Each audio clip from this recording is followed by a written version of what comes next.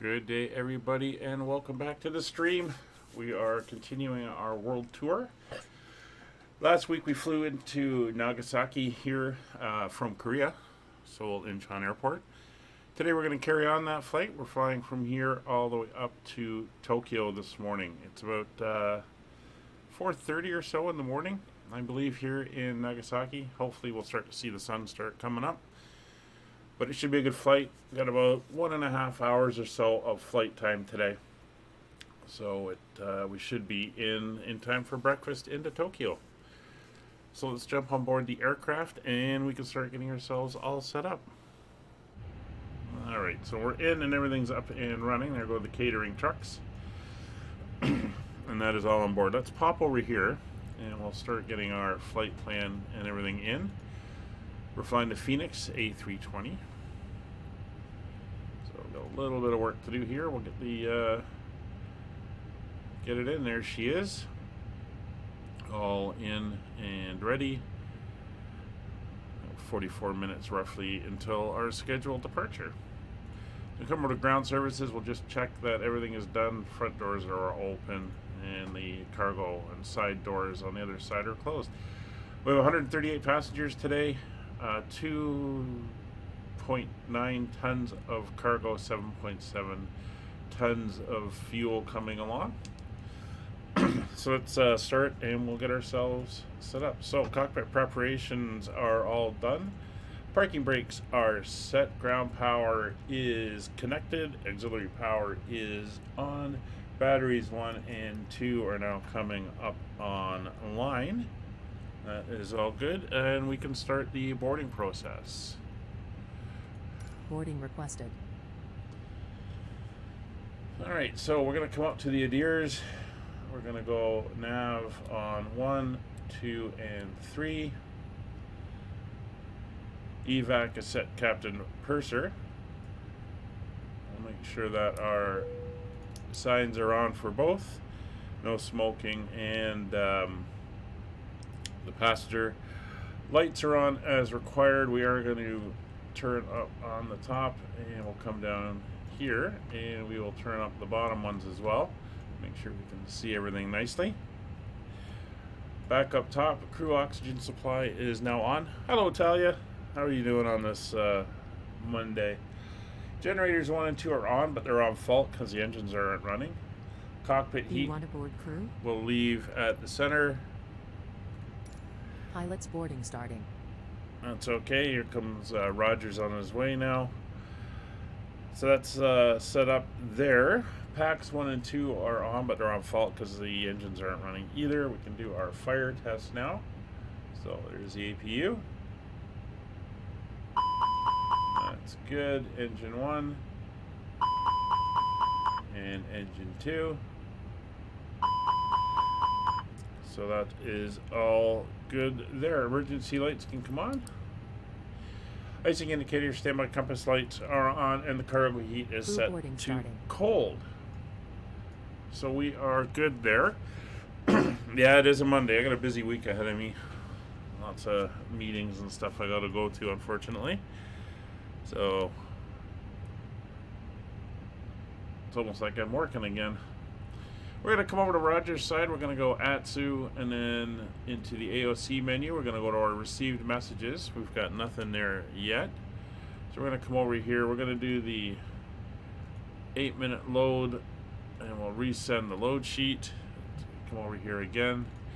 And this will give us our preliminary sheet. So if we take a look, there's the aircraft flight number, aircraft registration, FLBB, which is correct.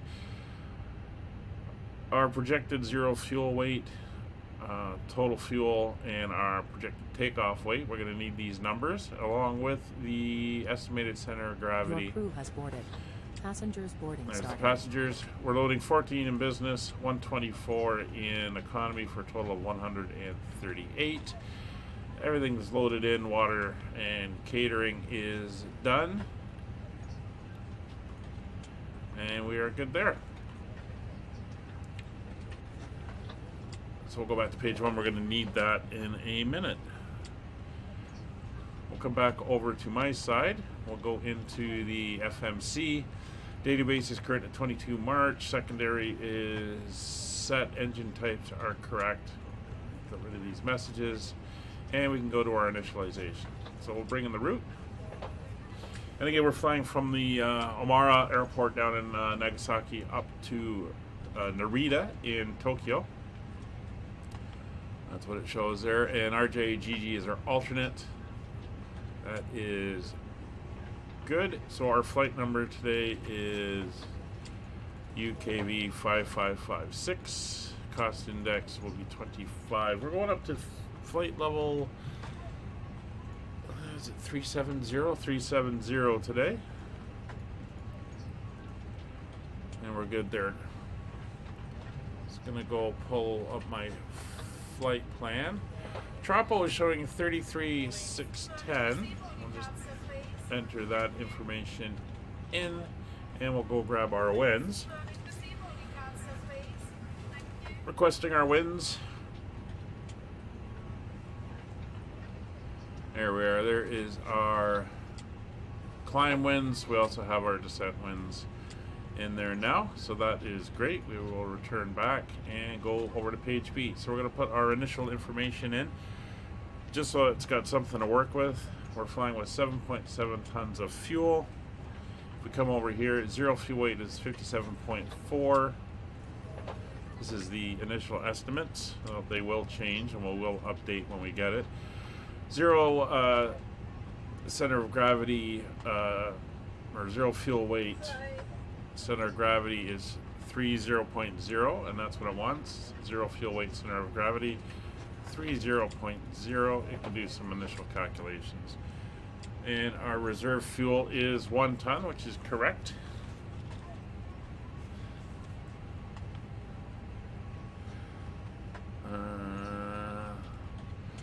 Final route reserve is 1.0. There we go. So that information is all now entered in. We can go to our flight plan now. So I'm going to grab the winds. I'll get a current METAR.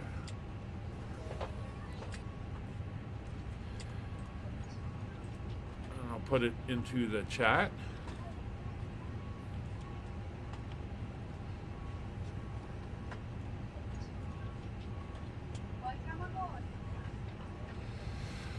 So the winds are showing variable winds, 2 knots, kind of just flopping around a little bit, not doing much. Ceiling and visibility okay, which means minimal to no clouds. 10 degrees, which is not too bad, and 1023. So while we're here, we'll set up our altimeters. 1023 is set on both sides, and we'll put it into the standby as well. 1023. And if we pop back down, we're going to be departing on runway 14. So for departure, it's going to be runway 14. And we are going off on the Chikugo 5 departure. That's it there, Chiku 5 departure. And we're transitioning out at Oida. We'll enter that in. We'll take a look at the charts in a minute.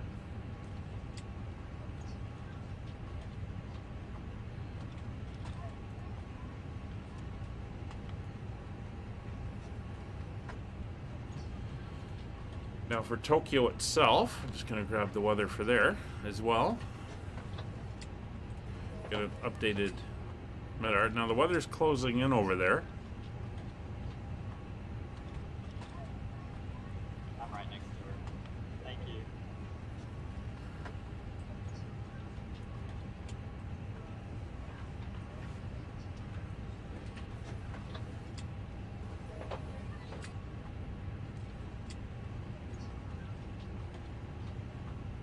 Sorry, just reading it. Looks like we got some fog on the ground.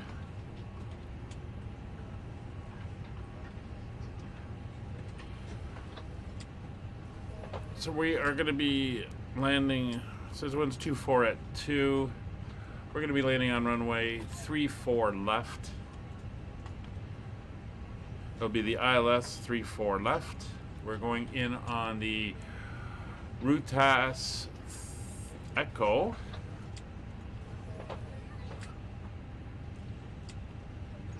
That's this one here.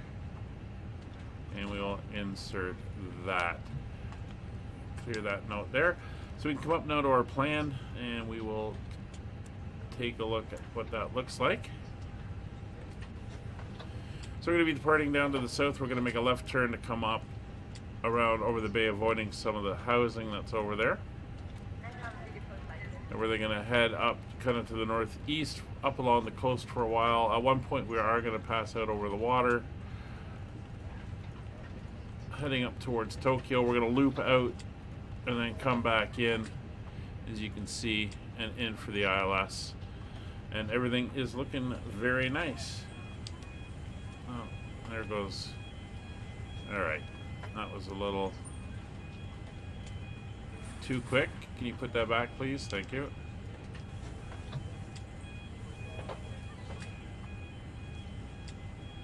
So that is all looking good. Put that back. We'll put Roger over to 40 where I like him. So altimeters are done. Transponder is set to 2000, which we'll keep. There's no ATC up at the moment, so that is good. PWS can come on, GSC can come on, and now we're waiting on boarding to complete. Fueling's done. Hello, Kevin. Make it home. Fueling is done. Bags are done. We're just waiting on the passengers now. So while we're doing that, let's come over to here and we'll show you all the gory details of what we're doing today. So we'll bring in our route. We'll come to our departure here at Nagasaki. We'll bring up the ground charts, airport and parking. So we are located right here at the terminal. We're going to push back around here, and then we're going to taxi to the north all the way up here on, I guess, Papa, up to Tango 6 for our departure. And again, this airport's built out on the island here.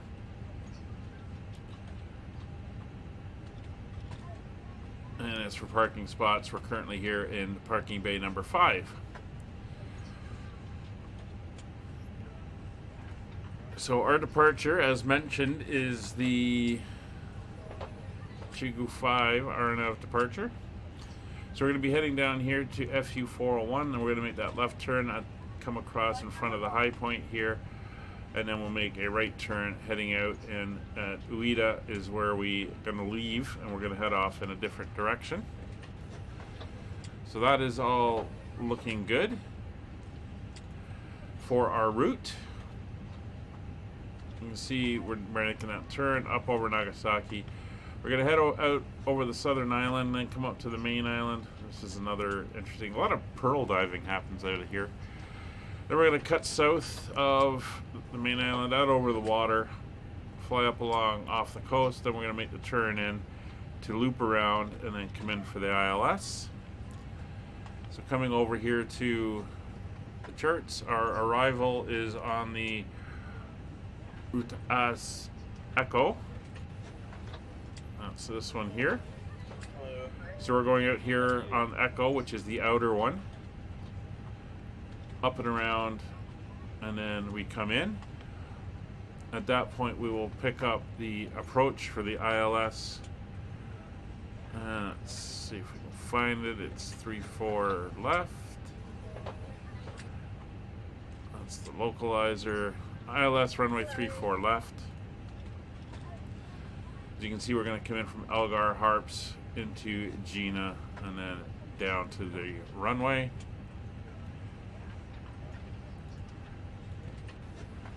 Pull up our ground charts. Just got to look for the airport diagram. It's usually after all these information ones.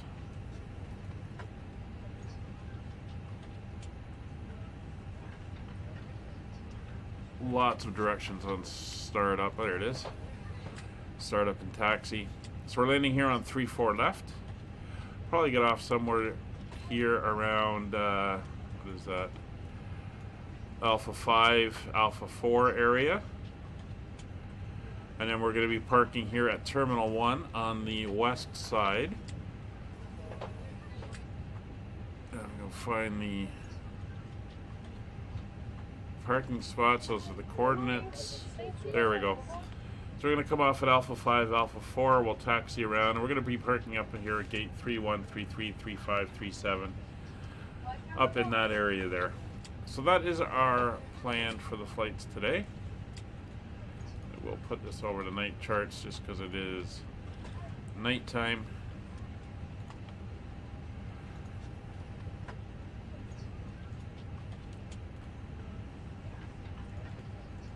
There we go. We'll bring that over so it's on the chart. All right, so boarding is carrying on. Kevin's made it. Kevin, are you going to attempt to get in on the flight? I know your load times are a little long. Here, everybody getting on board. There's the moon. Beautiful sky here today. And here we have, everybody is on board. And of course we have the airport here. All right, so with everybody on board, I can come over here to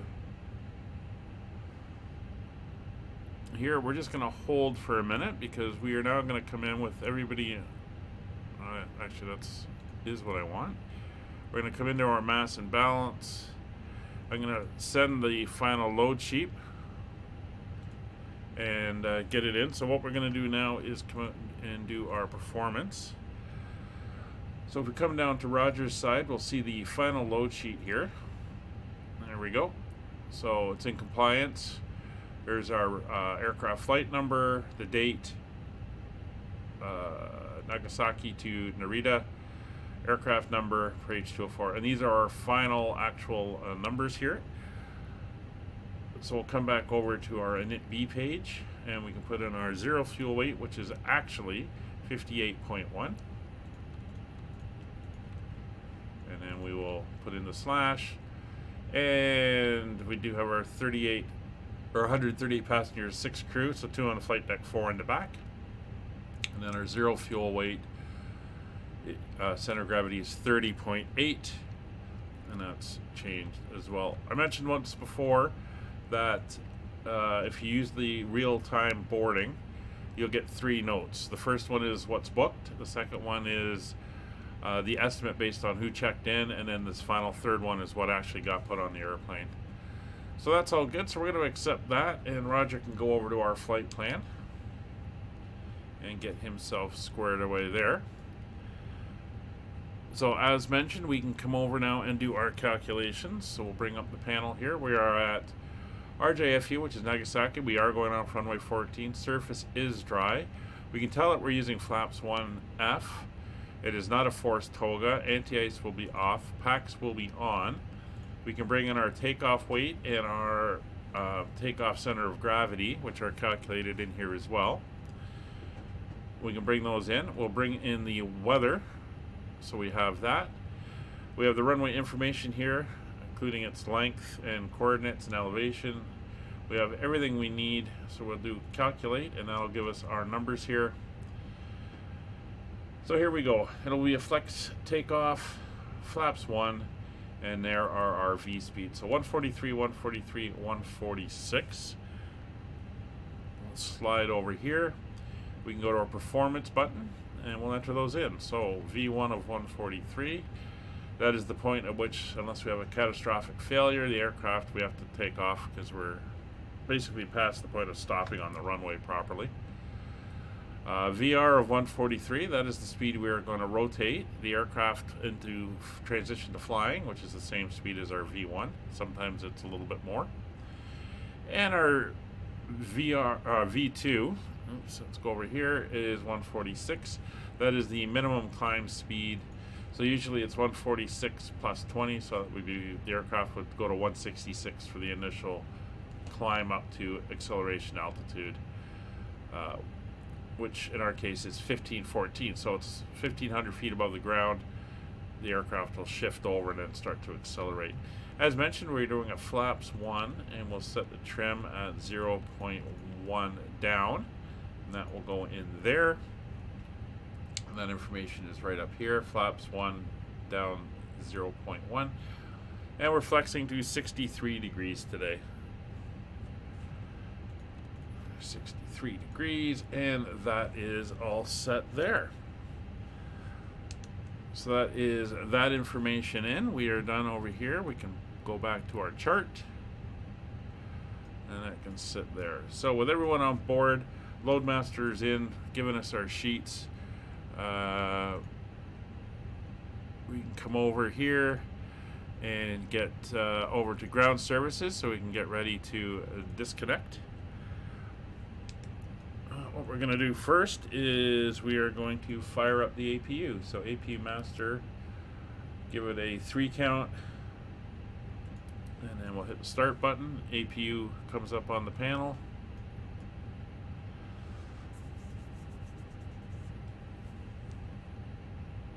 And she will starting to wind up. We're waiting for the flap to open for the air intake on the side. There she goes. And she is starting up.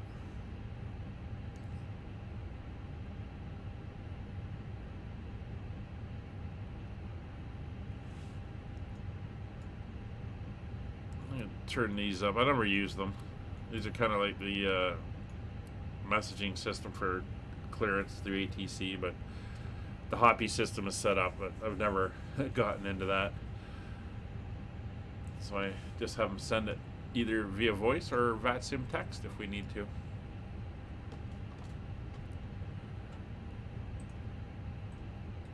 Alright, so we've got a American Airlines flying in from Korea. They're south of us now. On their way in, it's 737-800. We might see them as we're taking off, but I don't think it'll be an issue there. Alright, so the APU is up. Sign says APU available. It has cleared off of the page. So APU bleed will come on. And we are now actually running on the APU generator. So we're going to come up to external power. External power is now disconnected. Takeoff data is set 143, 146, and we'll set the FCU. Do we have restrictions that we're going to need to worry about? There are a couple of minimums, no speed, so we'll set an initial of 12,000 feet, and we will be heading managed speed on the other side. We can now come over here. We can tell them to close the door, pull the jetway, and chocks and the GPU can be disconnected. Oh, sounds like the cabin is secured. Alright, so back over to the charts. And we are good there. So flight directors are on both sides radios. 122.8 since we are on VATSim. So that is now set up. There we go. And we're ready for the tow.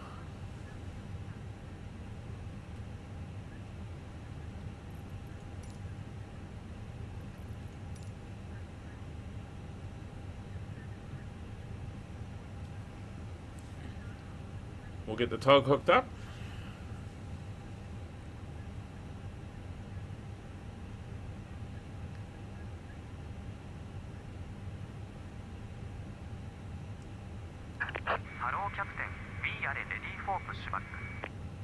Alright, they're already. It's going to go in. Pin he's holding is what they use to lock the nose wheel so that I cannot accidentally move it while they're working around it and while the tug is connected.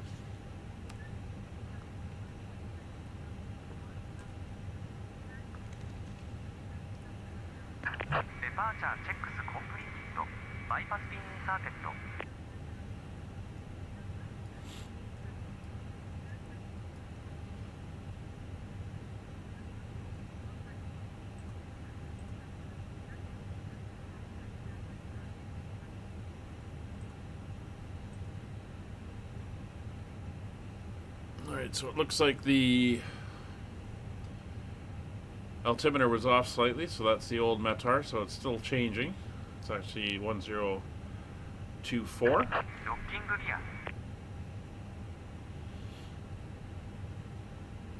Locking the gear. We should see it come up here on the panel as well. Alright, so while they're down there, we'll throw the beacon light on. And we will turn on the fuel pumps. So they are ready to go. We want to be nose left, tail right.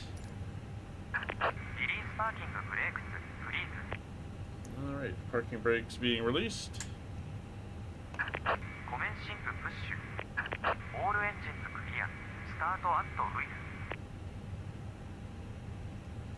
Alright. And we're starting. Nagasaki traffic. Skyways 5556. Push and start gate 5 facing north. Alright. Looks like the tug is staying in place this time, which is great. Sometimes it happens to vanish. I'm not sure if that's an airport glitch or it depends on the aircraft it's hooked up to. I'm going to wait to start the engines until we're stopped because I once again forgot to start my VA tracker, so the aircraft cannot be moving when I start it, so I got to wait. But that's good. Looks like Kevin has filed his flight plan, so he's getting closer to popping in here.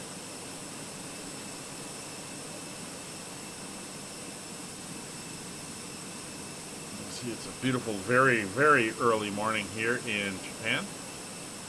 Beautiful moon. Just a few clouds off in the distance.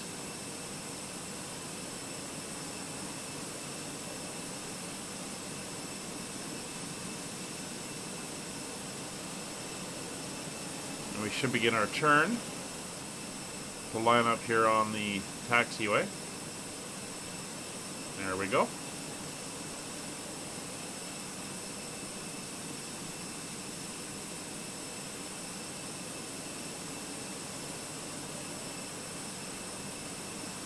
While we're pushing back, if you want to join us on these flights, all my live stream flights are community flights. You can find information on the Discord. I will put the Discord link into the chat, but you'll also find it in the description of both the Twitch and the YouTube videos. It gives you the where we're flying, what aircraft, whether it is VATSim such as today's flight or multiplayer. We do a couple of multiplayer series. And all my series run on the same day of the week. So Mondays are World Tour. Tuesdays, when I'm available, we're doing helicopters. Wednesdays is our multiplayer VFR. So at the moment, we're flying the DC-3 over England. Fridays, we're flying Aurora at the moment, the 737 based out of Vancouver.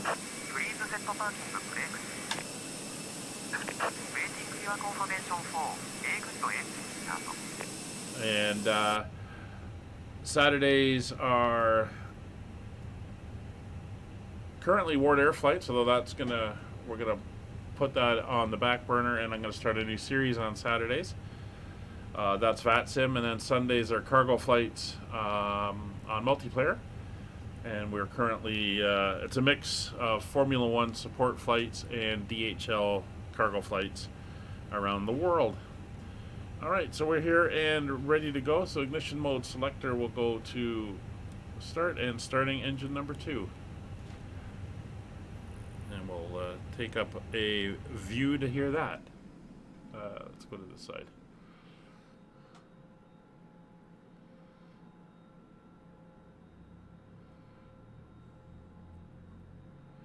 We'll just listen to these engines start up.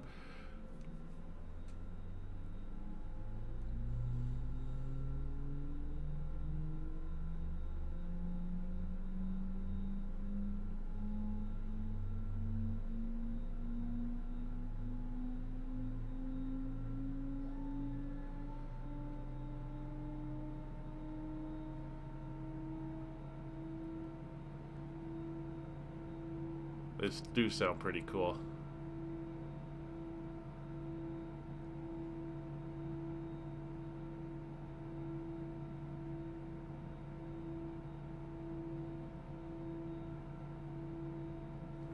Alright, we'll jump back up front.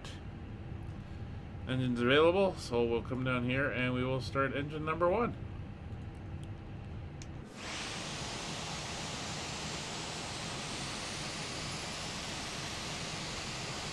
Again, this is the Phoenix aircraft version 1. They are working on version 2, upgraded graphics, more detail, improved systems, and improved sounds. So that's going to be pretty awesome when it comes out. And there you can see the pin hanging from the gear that they put in.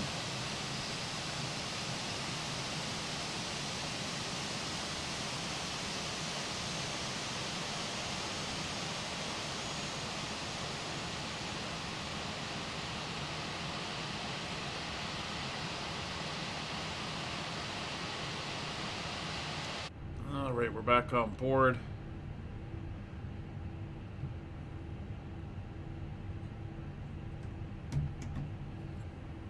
Not sure why that's saying my speed brake is armed. It shouldn't be.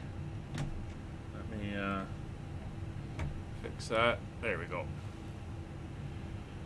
Alright, so we got two good engine starts. Generators 1 and 2 are both on and no fault. Ignition mode selector to normal. Probe heat is on automatic. That's for the airspeed pitot probes. Wing and engine anti-ice is not required. Packs 1 and 2 are on. I can hear the air blowing in the back. Flaps 1 plus F for takeoff. Trim 0.1 down. Good, cabin's ready to go. So there's our trim. We're going to go 0.1 down. There we go. And flight controls. So full left, full right, neutral, full forward, full back, neutral, full left rudder, full right rudder, neutral. APU bleed is off. APU is now off. FCP is set. Manage 12,000 feet. Engine instruments, we come down here, do a quick check. Everything is green and in the proper range. Turn on the steering tiller. Nose light is going to come on. We'll turn the dome lights off. And auto brake is set to maximum. Ground spoilers will now be armed. And TO config is no blue, so we are ready to taxi. And hopefully Kevin will be in a minute. He can get himself set up and join us in the air. And just a quick check on the location of the other aircraft that he's descending in. It's all looking good.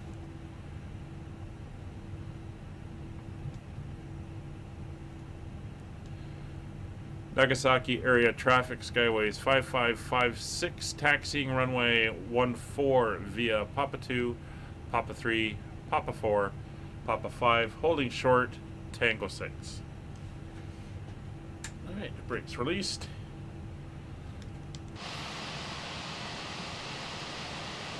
Come up, get a nice view here. Oh, let's forget these guys. Well, I'm sure at some point I'll get into the habit.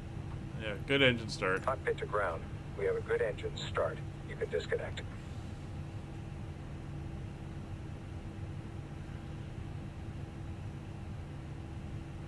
I will remember eventually one of these days.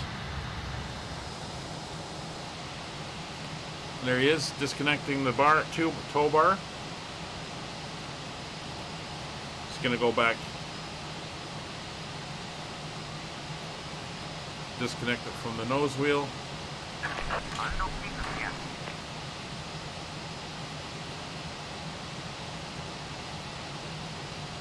Tug, there we go.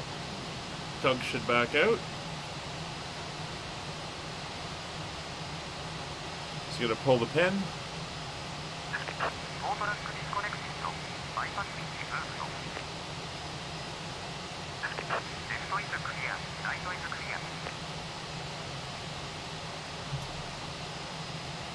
Alright, so he's giving us the left and right sides are clear.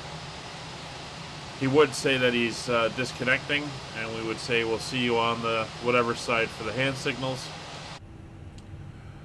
In this case, it would be the left side, because that's the side he's going to be walking up to. And as you can see, let me get the view over there. He's going to walk out to where we can see him. Turn around, show us that he's removed the pin, because if he doesn't remove the pin, we can't steer the nose wheel.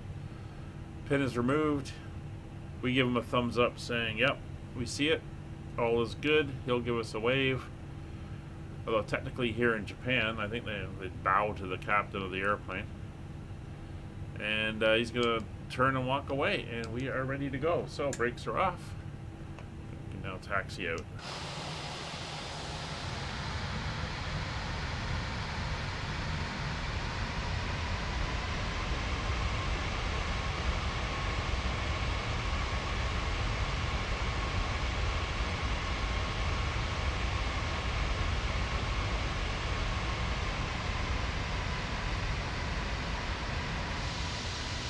Alright, bye-bye Nagasaki. Next stop, Tokyo. So that was him just telling the people in the back that the lights are going to be dim for takeoff.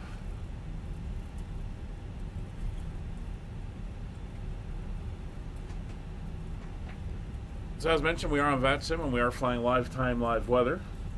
So this is what it's like in Nagasaki at the moment. As long as the weather engines are working properly.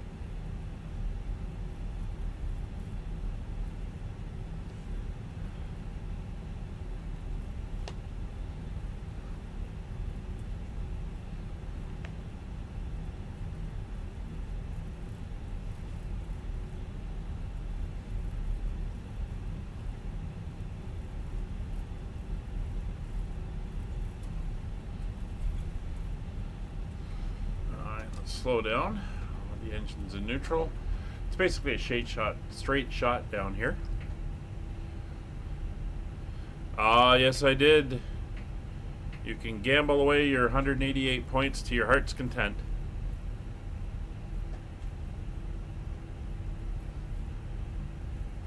And welcome, My Little Pony fan.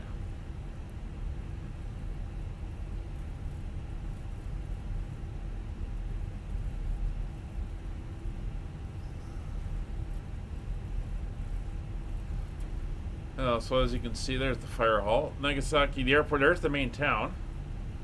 And the airport's built on an island out in the bay here.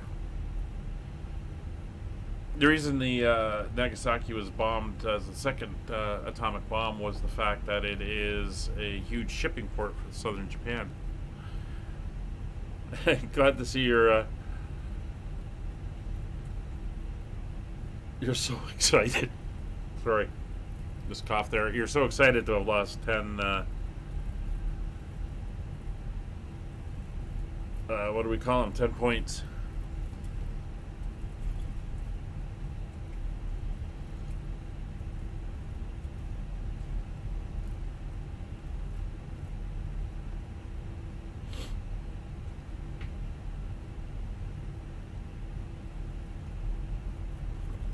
Alright, so we're just going to keep working our way down towards the end here.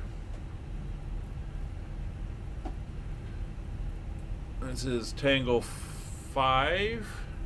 And the next one is Tango 6, which is the last one.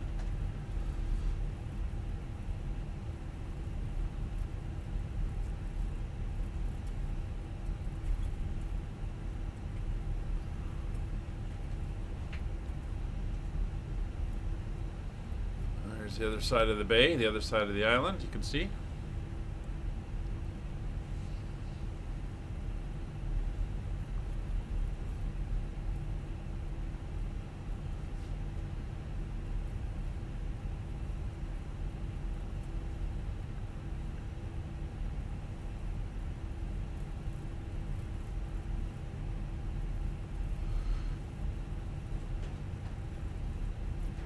You see the windsocks there are kind of just drooping there as there's almost no wind. A come around the corner to the hold point, and then we'll get set up for our departure. We'll check on where the other aircraft is. All right.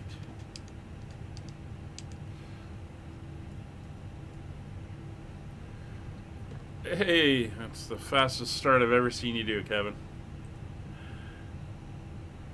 Alright, the other guy's at 5,000 feet.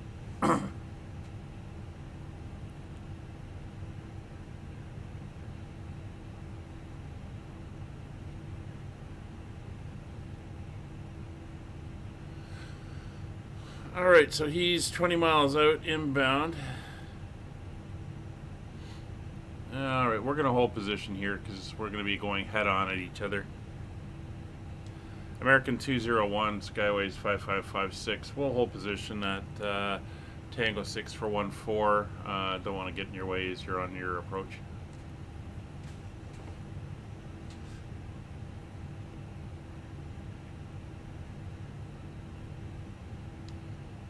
I still got to do my before departure, and I can see your lights coming in now. So you're good. Carry on. We'll wait.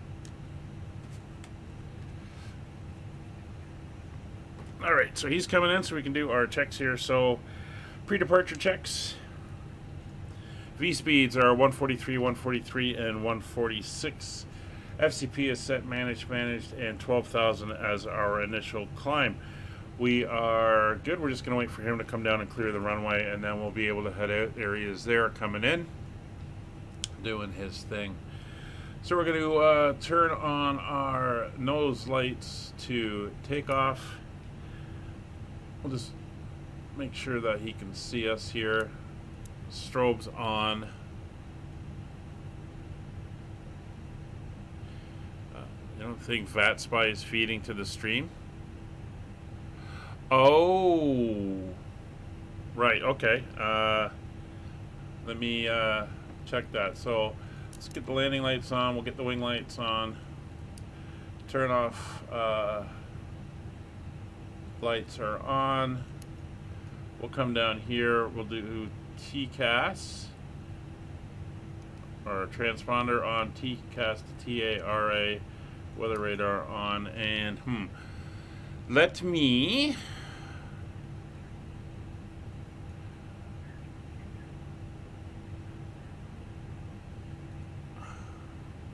see if I can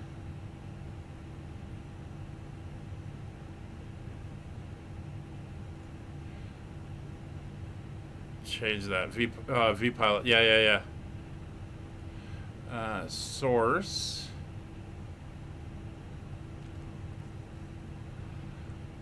Audio input capture. Add source.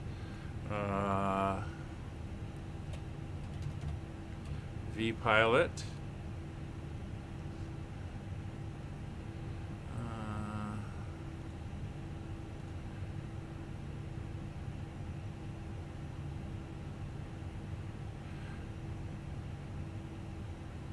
Kevin, can you make a call over the radio so I can test this and see? Oh, hang on. It's feeding in on my microphone.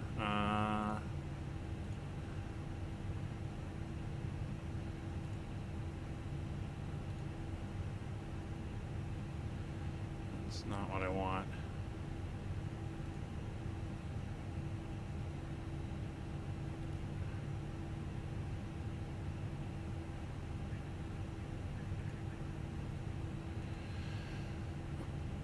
I heard you, but that's not.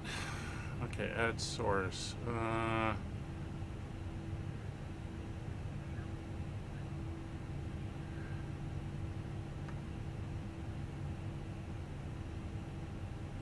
It's an audio output capture. That's desktop audio.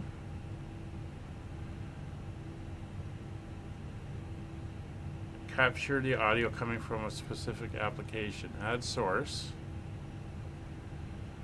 Add new source.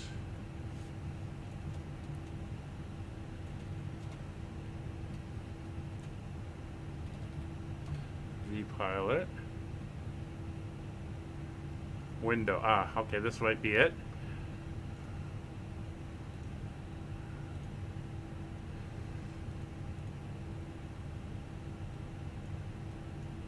Okay. Kevin, can you give me a broadcast again? Radio check? I'll see if it comes across.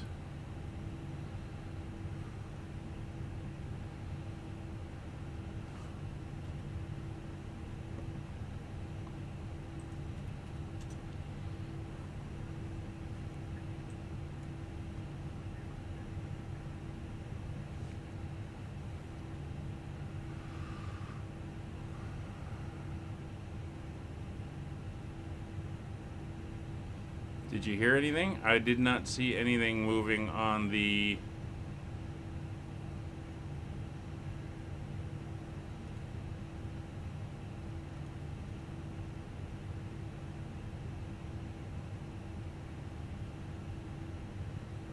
voice server.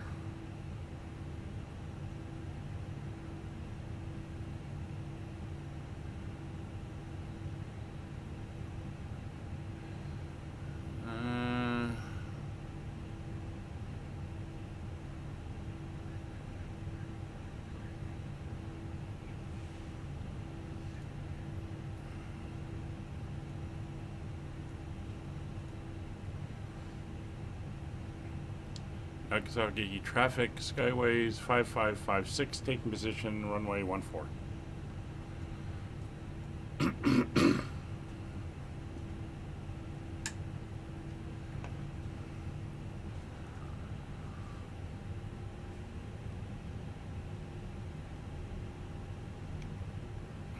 Kevin, I'm going to assume you didn't hear anything there.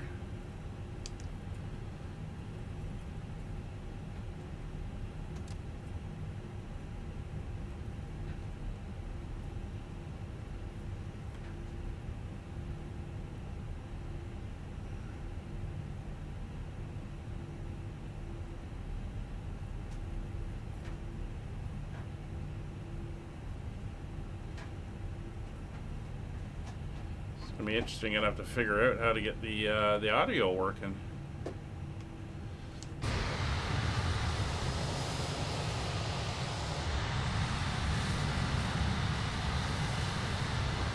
All right, well,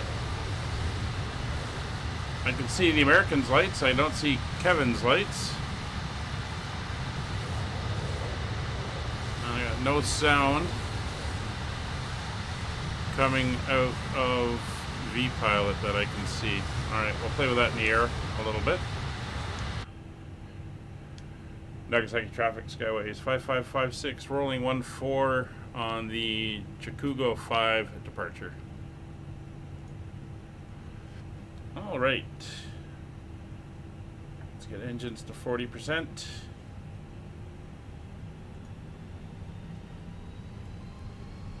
And starting the clock. Brakes released. Man, flex 63 degrees, SRS enabled. Airspeed's live.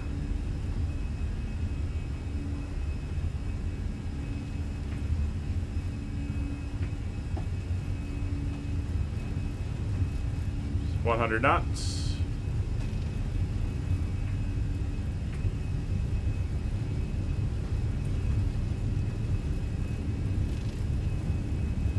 V1, rotate.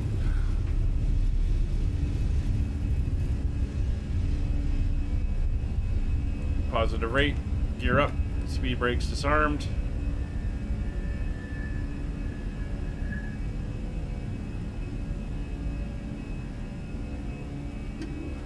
Autopilot engaged.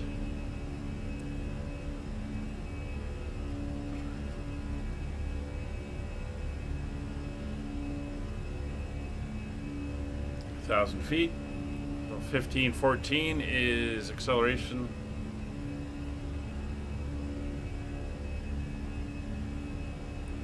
So just after 15, there it goes. Thrust climb set. Nose coming down for acceleration. After takeoff checks, positive rate gear is up, autopilot is engaged. Ground spoilers are disarmed.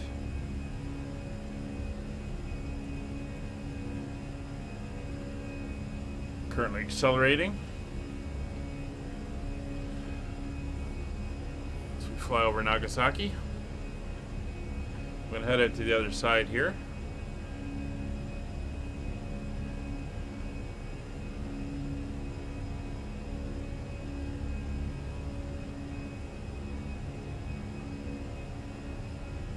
And we're through S speed.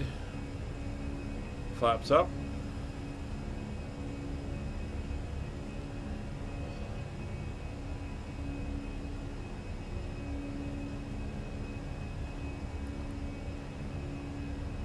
And we're slowly accelerating.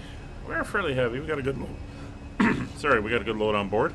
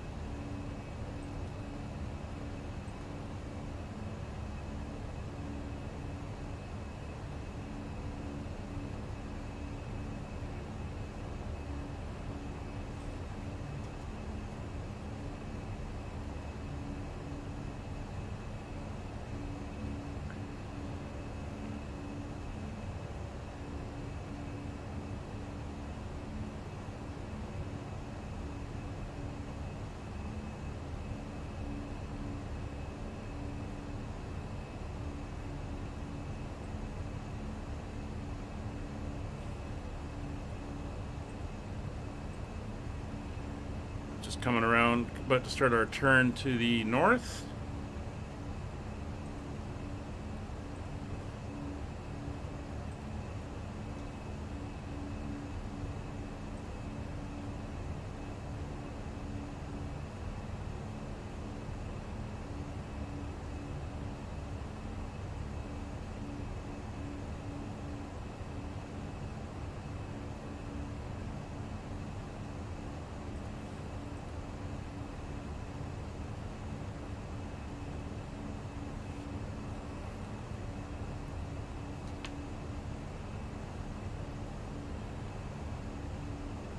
Sorry, just doing something here.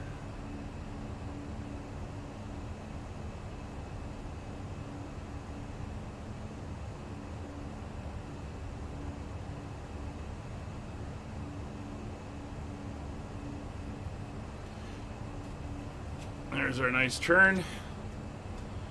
And we're through 10,000 feet, so we'll come up, turn off lights will come off, landing lights will come off, nose light will be off, wing light off, seatbelt sign can come off.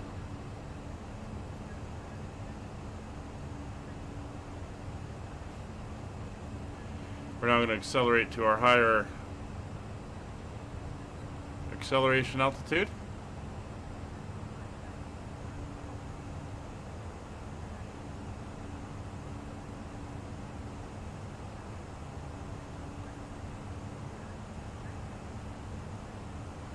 Just realize you're probably not getting the PAX announcements either. Aha. Alright, this is going to require a little bit of figuring out here.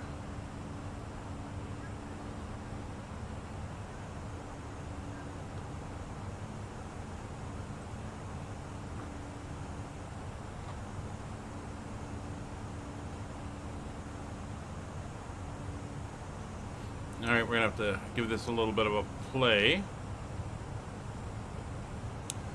So let's see if I can get PAX going while you're doing that. So, audio input capture. That's microphones, okay.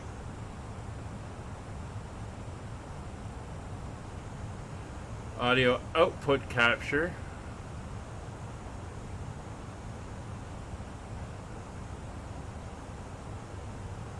That's desktop audio.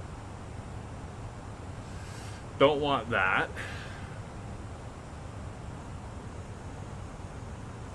It's application audio.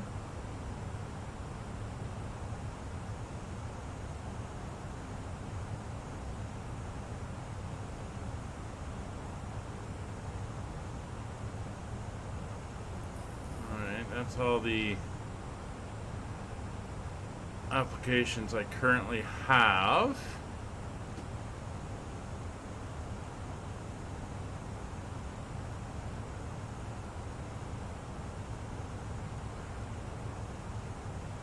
In the scene.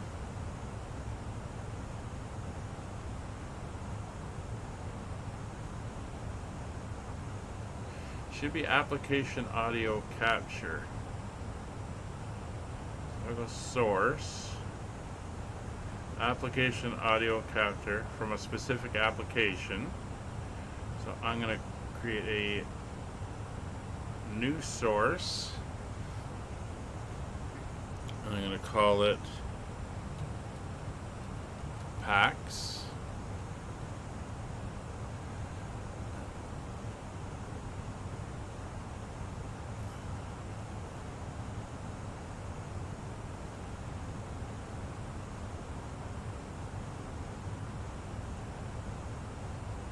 It's going to be monitor and output.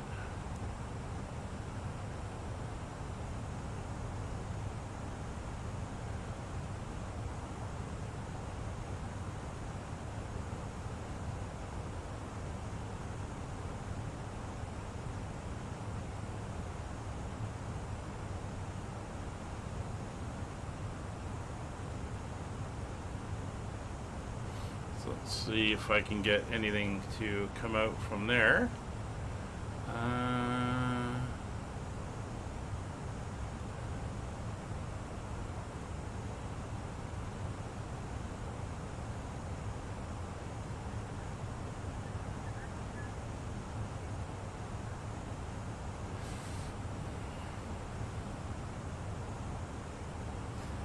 Alright, so I didn't see anything there for PAX.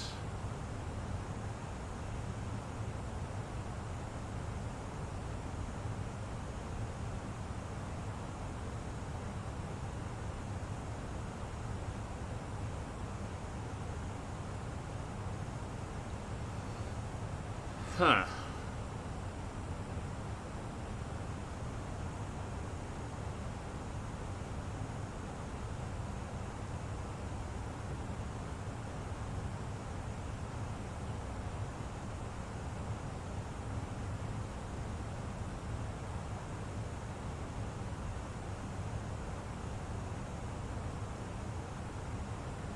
That's the bridge.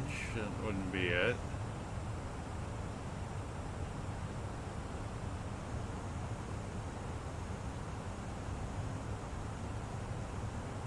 Did I miss a apply button? No.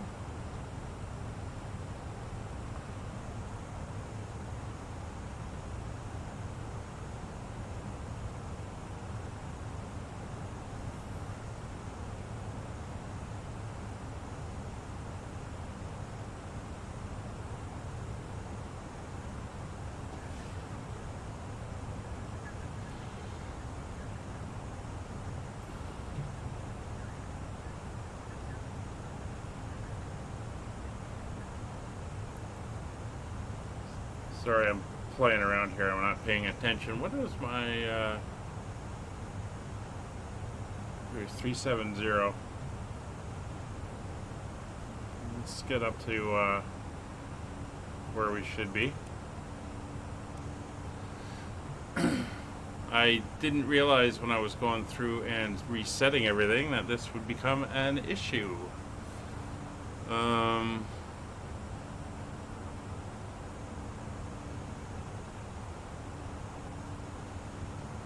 Interesting.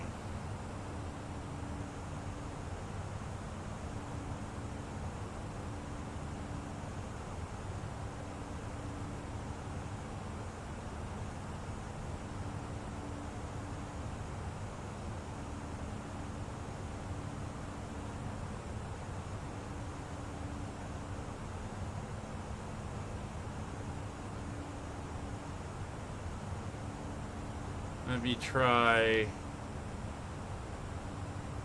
one more time. Add source. New source.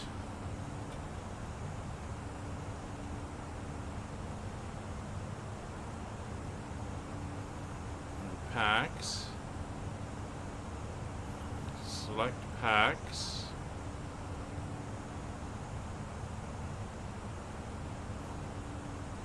Monitor is off.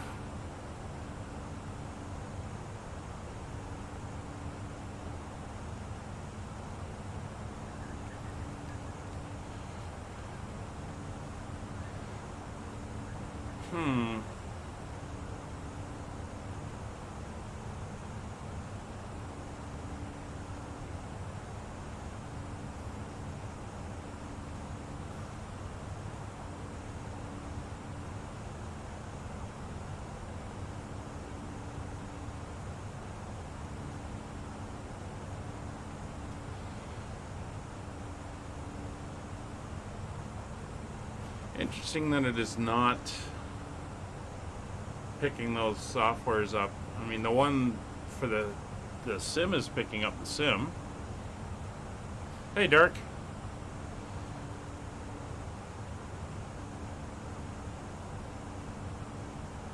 You join me at head scratching time. Let's go over to standard pressure. Oh, we try to figure this out.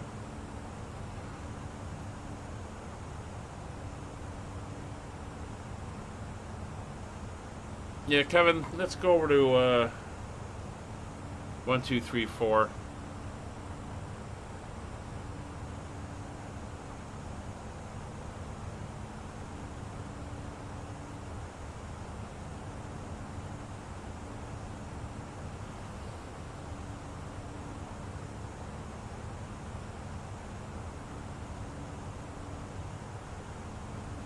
All right.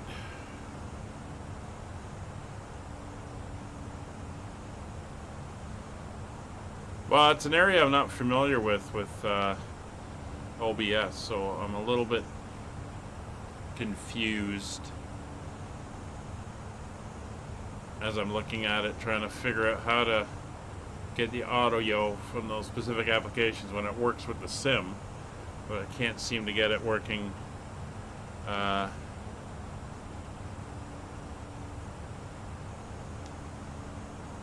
Hey, Kevin, you can hear me?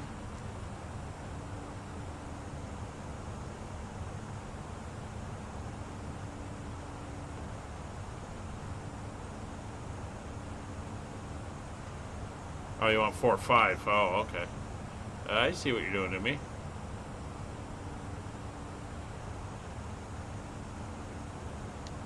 Radio check. Okay, so Kevin's there.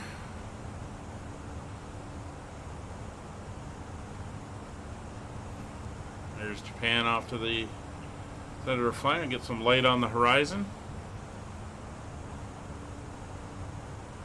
So let's see. I mean, it's the only way I can see to bring in the audio.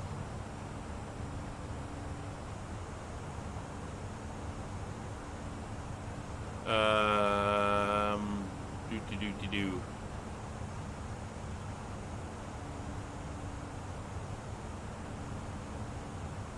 From a specific application. Add source.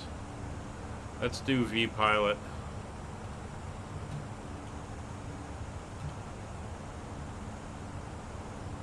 Okay, window. This is the program. vPilot.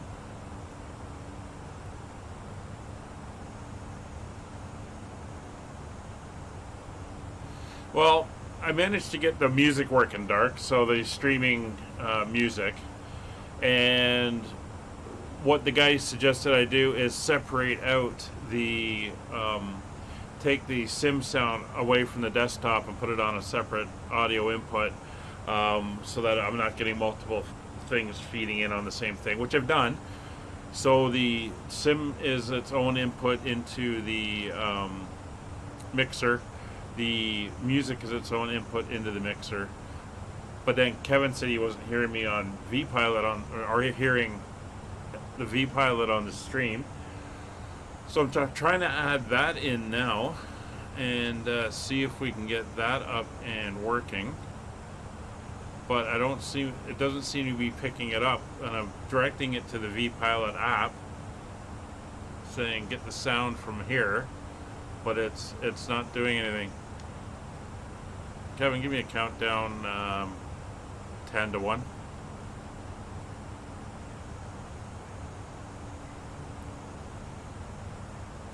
So Kevin's counting down on VPilot right now. It's not going to come across the stream because it's not being fed in to the stream, and I can't see why. This must be something I'm missing. I may have to go back to the help guys to get this sorted out.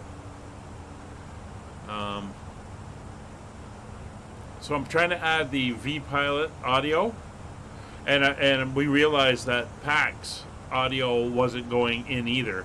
So there's no sound from the other applications that I'm trying to put in to the stream.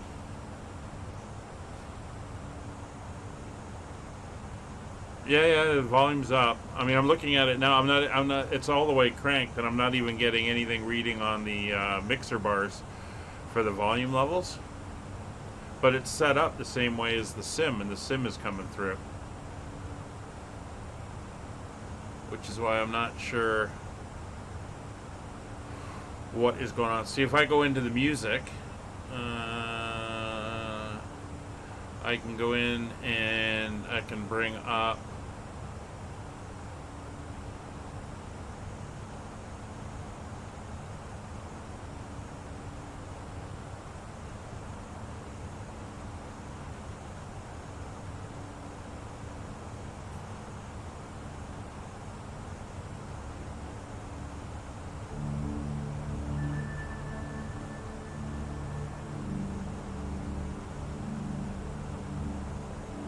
no, they're showing up.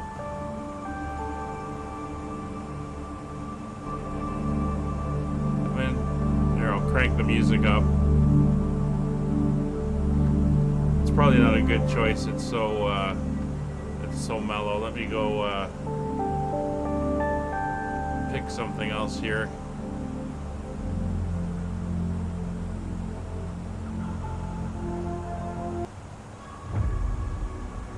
There we go.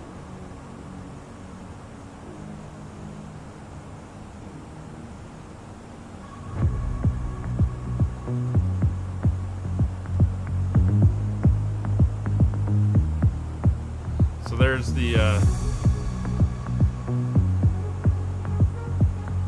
yes, it is, because the music is coming right from Streamlabs. Right, so there's the there's the music playing.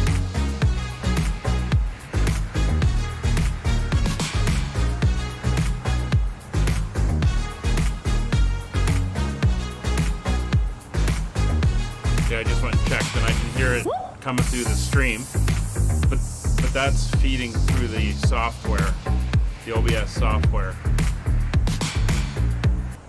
So I can turn that off. So trying to add something else into the stream from an external source, I'm trying to enter it the same way in that the sim is, but it's not finding it for some reason. So that's something I'm gonna have to play with. No, I should be able to put in multiples because they're just under different names, right? And within the profiles or the properties for each one, it specifies which program it's supposed to be pulling it from, but it's not for some reason. So I may have to ask the help guys again for a little bit more of a technical explanation of what's going on and see if we can figure that out.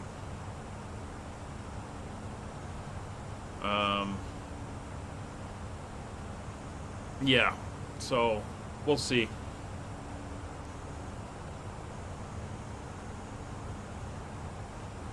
Oh, and Kevin, on that point, I got to go out after we do the flight, so I won't be able to hang around and do that testing. But we will get it done. I am going to pick up the AN225 and the DHC4 this week, so we'll get that.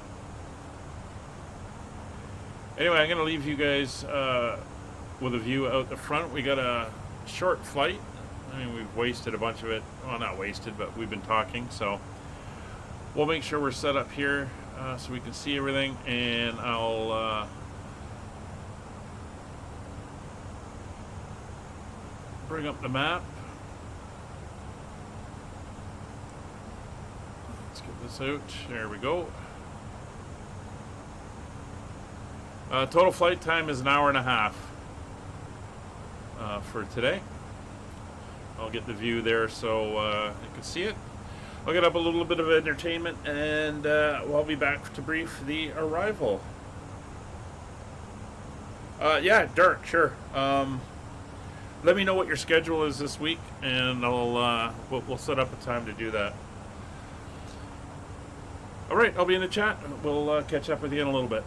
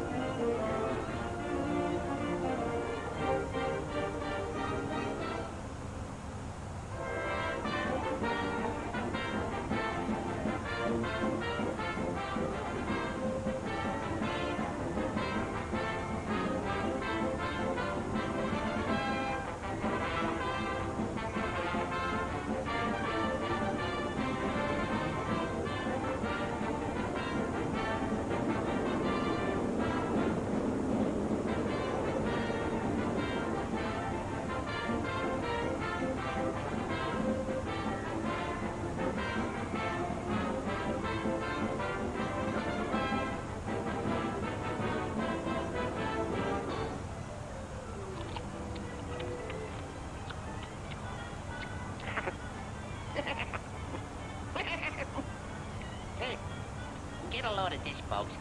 It says here, a constant menace to pilots are the gremlins who wreck planes with their diabolical sabotage. Gremlins. Oh, murder. Gremlins. What a fairy tale. Little man, oh, Rudder.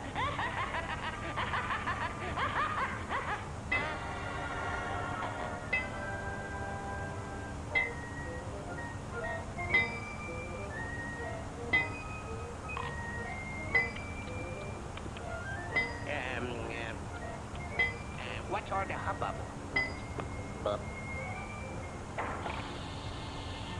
These blockbuster bombs don't go off unless you hit them just right. Yeah? Yeah.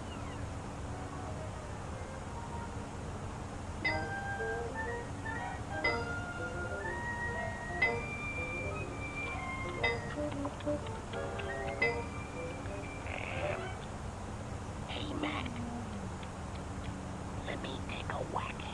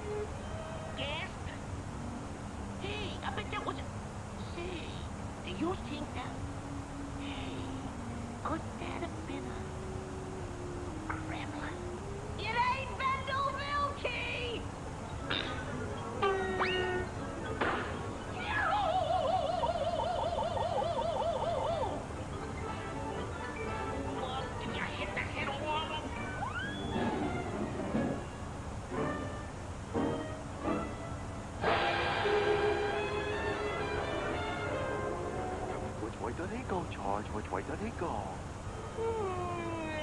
That way. Well, gee, thanks a lot, George. Thanks a lot.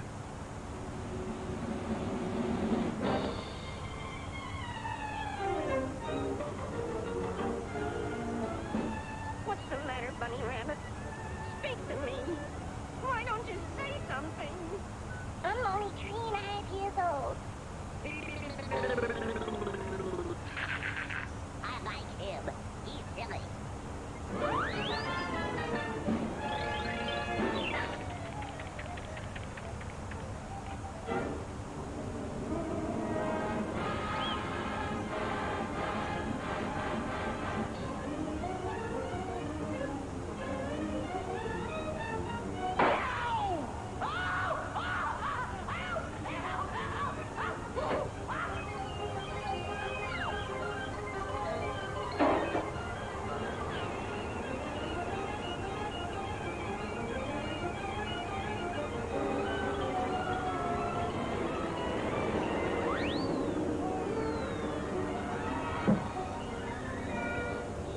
Gremlin.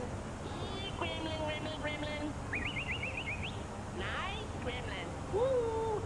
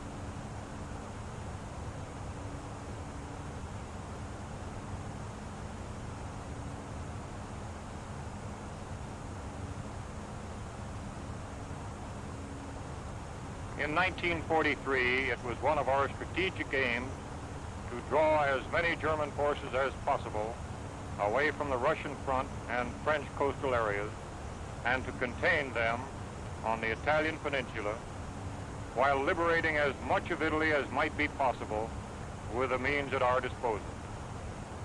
As the bulk of our supplies was directed to England for the forthcoming invasion, operations in Italy had to be conducted on an extremely limited scale.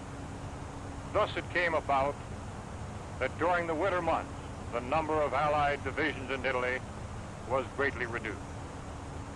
Yet so determined was their effort that they succeeded in holding in Italy a very large number of German divisions during the pre-invasion period. San Pietro in the 5th Army sector was the key to the Liri Valley. We knew it, and the enemy knew it. We had to take it, even though the immediate cost would be high. We took it, and the cost in relation to the later advance was not excessive. By its very nature, this success worked bitter hardship upon each individual soldier, calling for the full measure of his courage and devotion. The response of our 5th Army troops provides an inspiring page in our military history.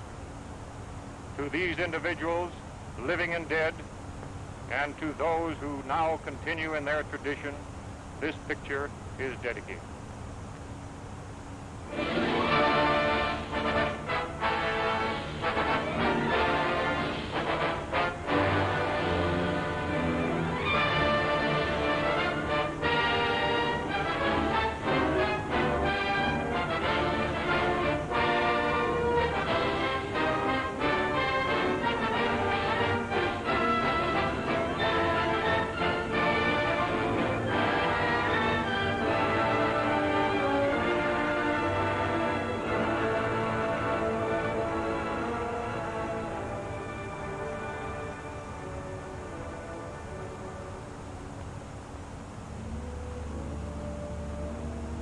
Liri Valley lies in the Italian Midland, some 60 miles northwest of Naples to some 40 miles southeast of Rome.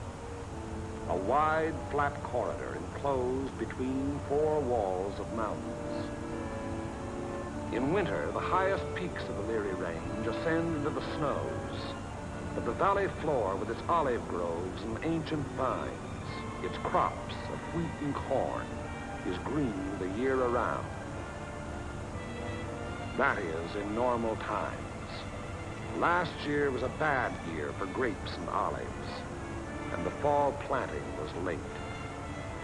Many fields lay fallow. There are 2 ways from the south into the valley. One, a narrow pass. The other, a high, scenic road over the mountains. They converge before the site of the ancient village of San Pietro, which for 700 years has stood at the threshold of Liri Valley, welcoming the traveler. The stones of its walls were quarried out of the parent hill from whose slopes it rises. Population 1,412 at the last census. A farming community. Patron saint, Peter. Point of interest, St. Peter's, 1438. Note, interesting treatment of chancel.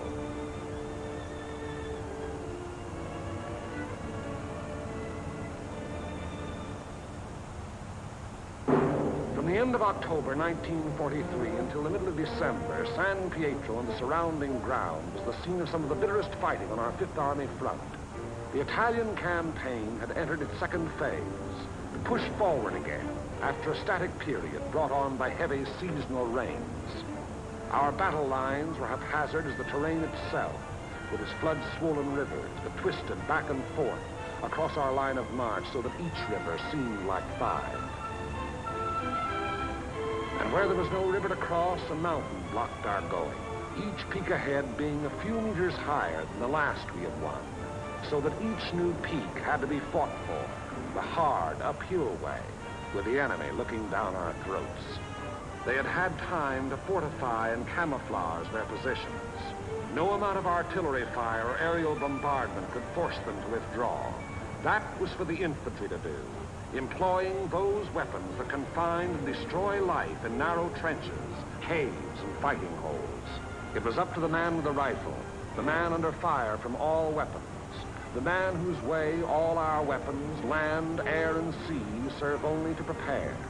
It was up to the foot soldier to attack a hidden enemy over ground that was sown with mines, the anti-personnel S-mines that fly up at a football to explode beneath the groin. Nowhere along the entire front were enemy preparations more elaborate than in the San Pietro area. For San Pietro stands at the threshold of Leary Valley, and through Leary Valley, wide and level, runs the most highly prized length of road south of Rome. By early December, we had taken and were holding high ground to the northeast, east, and south of San Pietro, the Camino Maggiore hill mass being last to fall. An Italian brigade under Allied command had made a vain attempt to capture Mount Lungo, possession of which would have acted greatly to our benefit in the impending action. The Italians were all but annihilated. In view of their excessive losses, further operations against Mount Lungo's strategic heights were abandoned. And it was decided to make a direct frontal assault on enemy positions in and around San Pietro. Elements of the 36th Texas Infantry Division were rotated from position to position, overlooking the valley, so the troops might study the terrain ahead from various viewpoints.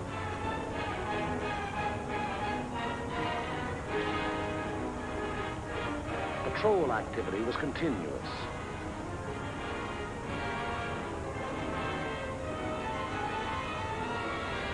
Day and night, units went out to reconnoiter the ground, draw fire, take prisoners, thus adding to the sum of our information about the enemy. High points, Mount Lungo's 351 and Mount Sinucro's 1205 and 950 were all manned in force.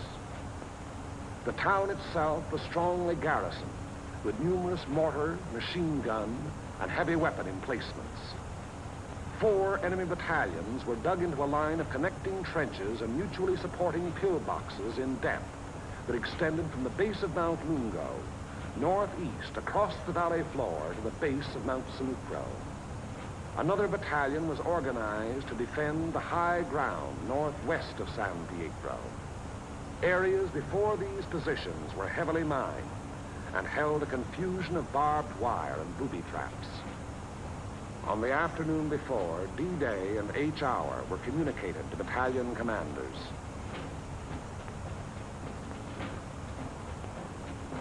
December 8th, at 0620 hours, the 1st Battalion of the 143rd Infantry Regiment to attack the summit of 1205, having moved up the mountain under cover of darkness, and upon achieving its objective to attack along the ridge to a point northwest of San Pietro.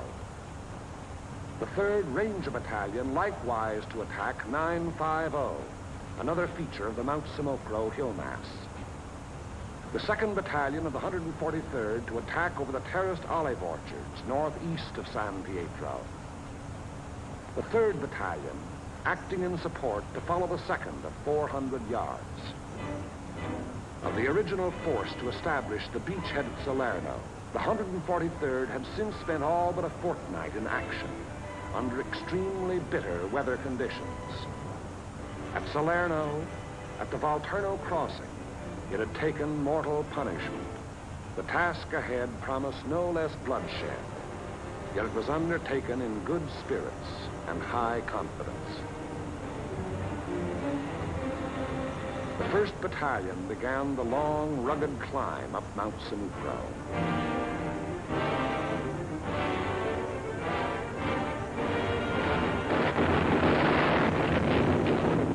As night fell, our artillery opened up, and throughout the night hours, intense fire was laid down on the enemy's main line of resistance.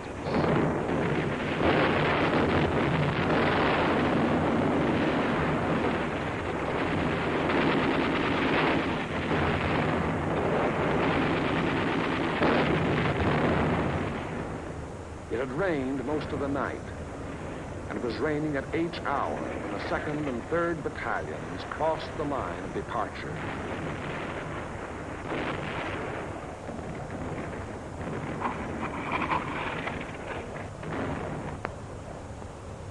Some 200 yards forward, they encountered mines and automatic fire from pillboxes.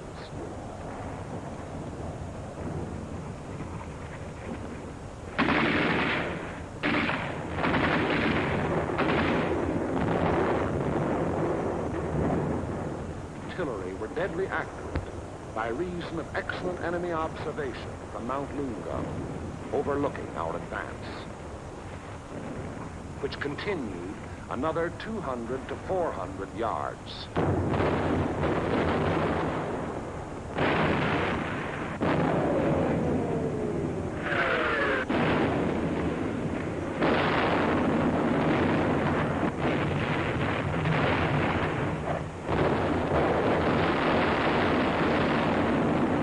Many men gave their lives in attempts to reach pillboxes and throw hand grenades through the narrow gun openings. The 3rd Battalion was committed.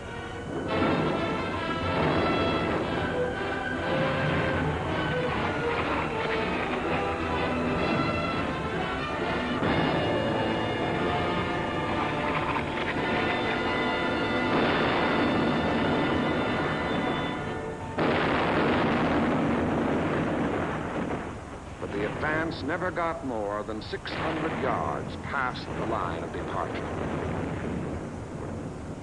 Our initial assault on San Pietro had been repulsed with heavy casualties.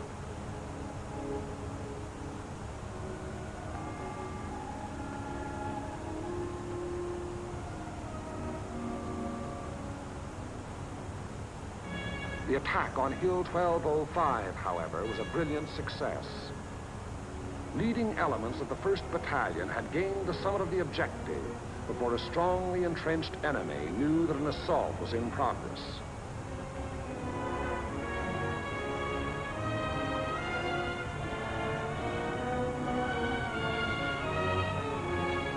To the right of 1205, the 3rd Ranger Battalion had also captured its objective, but only after successive attacks and costly casualties. For on 950, the enemy was not taken unaware. Counterattacks were to be expected on both 1205 and 950. They were not long developing.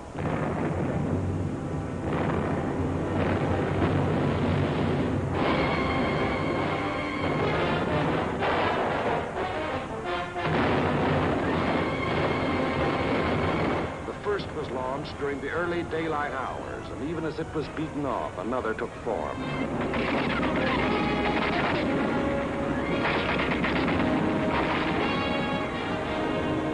Day and night they followed in unremitting violence.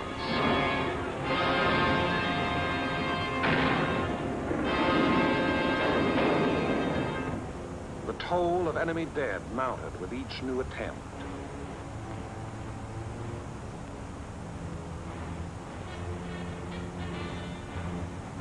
But German prisoners captured on 1205 and 950 said they had been ordered to retake those positions at all cost. In addition to defending Hill 1205, the 1st Battalion, obedient to the field order, undertook the reduction of enemy defenses which were organized along the ridge running west.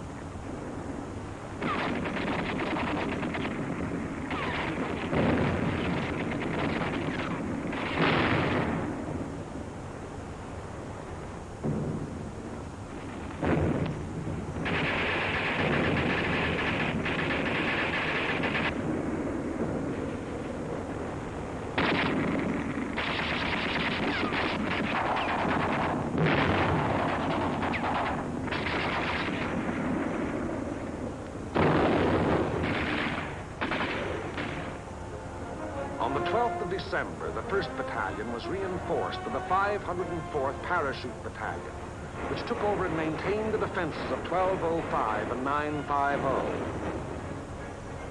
thereby enabling the 1st Battalion to throw its entire remaining strength into the assault along the ridge. But the first strength had dwindled and shrunk in the 5 days past, and there was now a question as to whether its existing numbers were sufficient to prevail. Reports during the night of the 14th of December stated that the enemy was offering bitter resistance and that the issue was in grave doubt.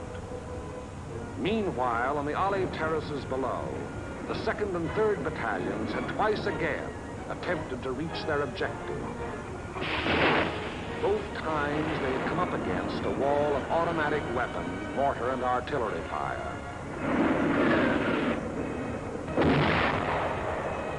Volunteer patrols made desperate attempts to reach enemy positions and reduce strong points. Not a single member of any such patrol ever came back alive. Our attacking forces were furnished excellent aerial cover by Allied fighter patrols. But now and then, enemy planes were able to slip through and to bomb and strafe our positions, which to all purposes had remained unchanged since the first day. To break the deadlock, orders were given for a coordinated divisional attack. The 2nd and 3rd Battalions of the 143rd to proceed in the execution of the original orders. Acting in conjunction, Company A of the 753rd Tank Battalion to attack San Pietro from the east over the high road. 1 battalion of the 141st to attack over the flat valley floor.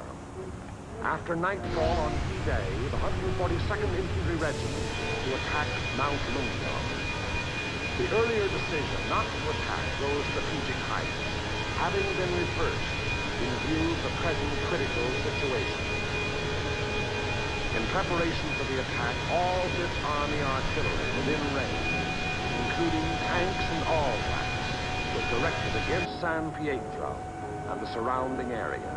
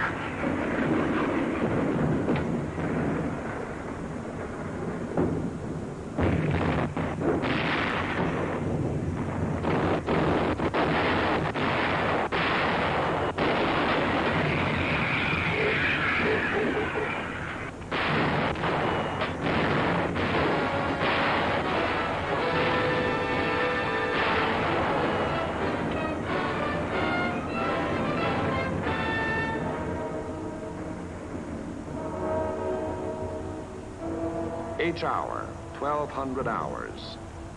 D-Day, the 15th of December. The 141st Infantry advanced some 400 yards from its line of departure, to be borne down and held powerless under the weight of enemy fire. The 2nd and 3rd Battalions of the 143rd advanced some 100 yards beyond their former positions to a point almost directly before forward enemy defenses. And for the 3rd time, they were forced to take such cover as the quaking earth could offer. And the tanks. Orders were for them to enter the town and to locate and destroy the heavy weapons there, which were leveled against our attacking foot soldiers. The high road into San Pietro is a narrow mountain road, and from the beginning of its winding descent in the Liri Valley, it was under direct enemy observation.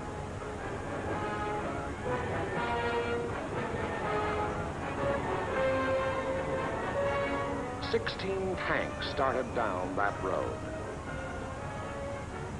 3 reached the outskirts of the town.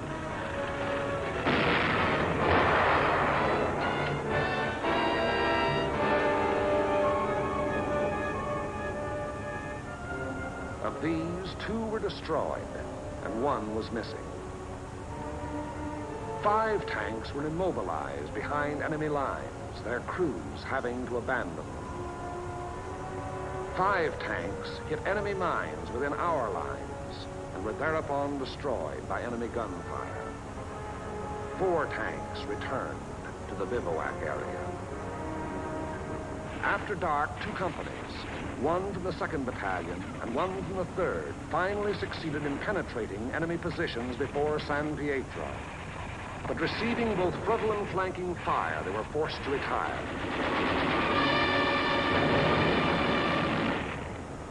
Company E having been reduced in strength to a handful of riflemen, and Company L faring little better.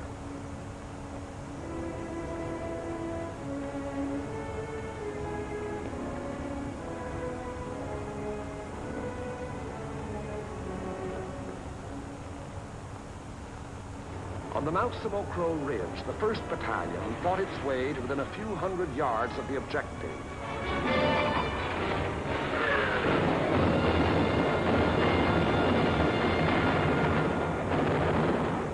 But it had paid for ground gained at the rate of a man a yard, and it did not have strength to carry the fight any further forward. On Mount Lungo, however, despite bitter resistance, battalions of the 142nd, in successive waves, kept pushing upwards. Until, in the early daylight hours of the 16th of December, its foot soldiers had gained the summit and were wiping up what remained of a stubborn enemy.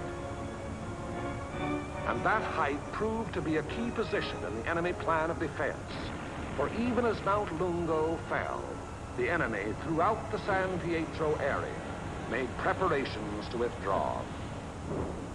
Almost invariably, the enemy will counterattack to cover a withdrawal. The first violent thrust was delivered within a few hours.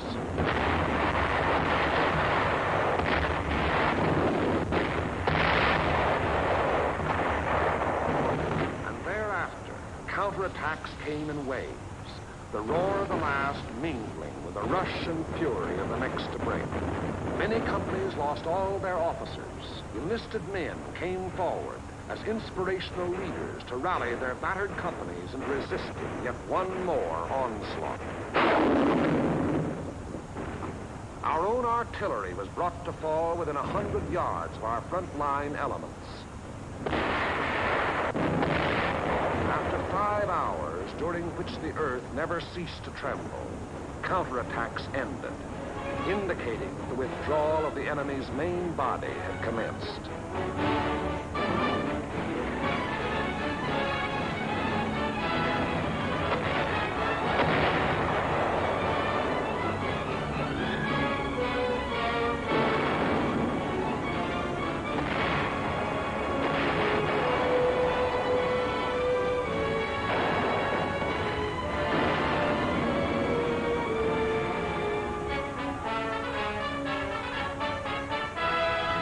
In an effort to maintain contact with the enemy, our patrols immediately pushed ahead.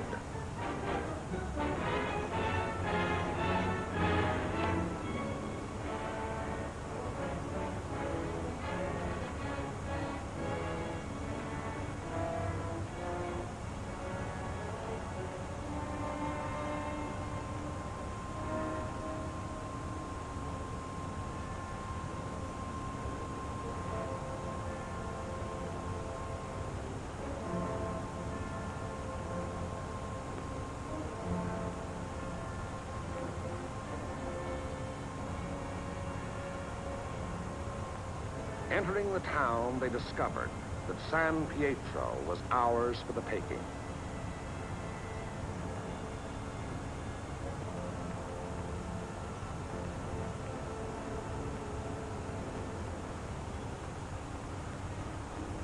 The 2nd and 3rd battalions, less than a rifle company in strength, weary to death who were alive, stumbled forward past San Pietro to consolidate gains and re-establish contact with the enemy, now taking up new positions some 5 kilometers beyond.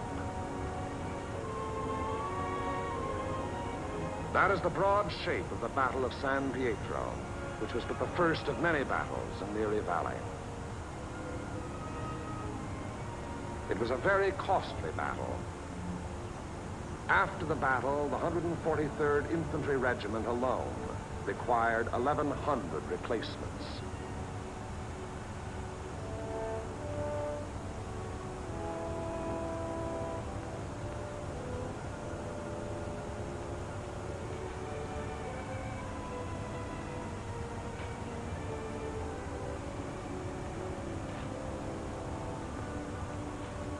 The lives lost were precious lives to their country, to their loved ones, and to the men themselves.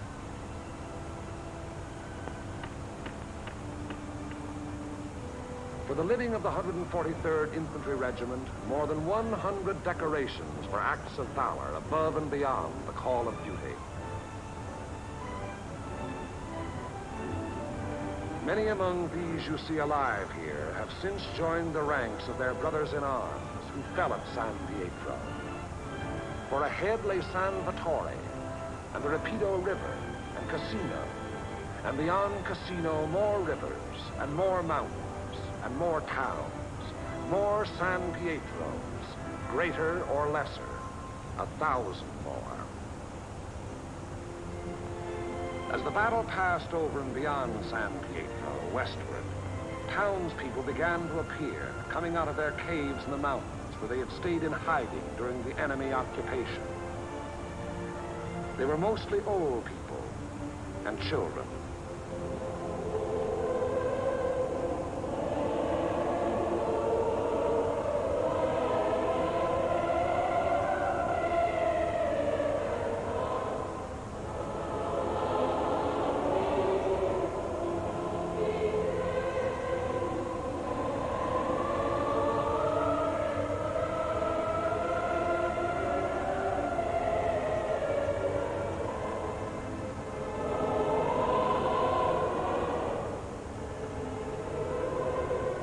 Townspeople were warned against enemy mines and booby traps, which were in the process of being cleared.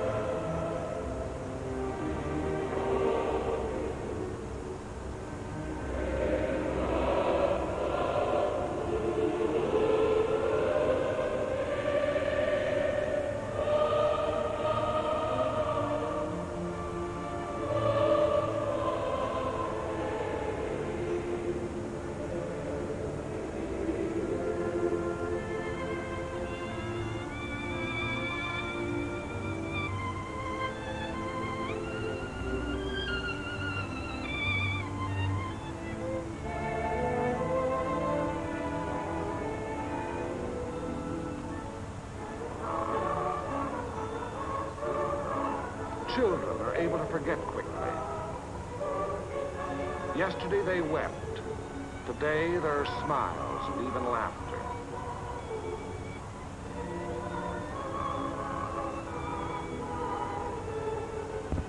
Tomorrow it will be as though the bad things had never happened.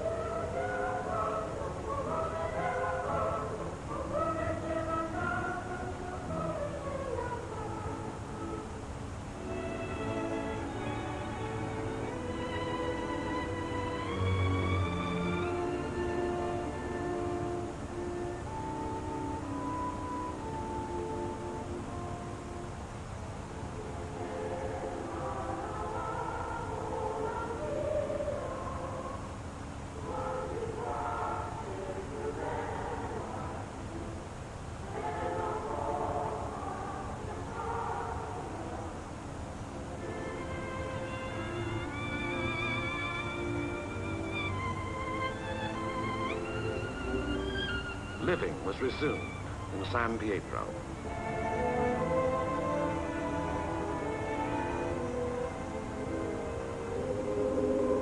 our prime military aim being to engage and defeat the enemy.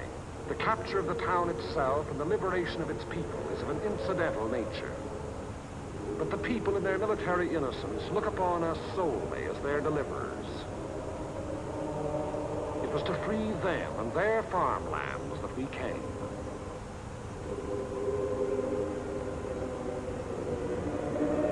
Behind our lines, southwest to the sea, the fields are green with growing crops planted after our coming by other people of other towns who believed likewise.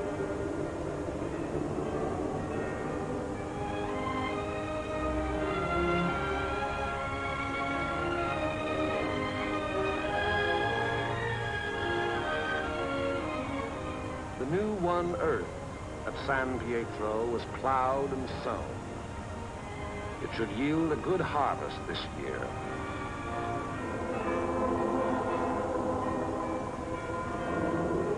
And the people prayed to their patron saint to intercede with God in behalf of those who came delivered them and passed on to the north with the passing battle.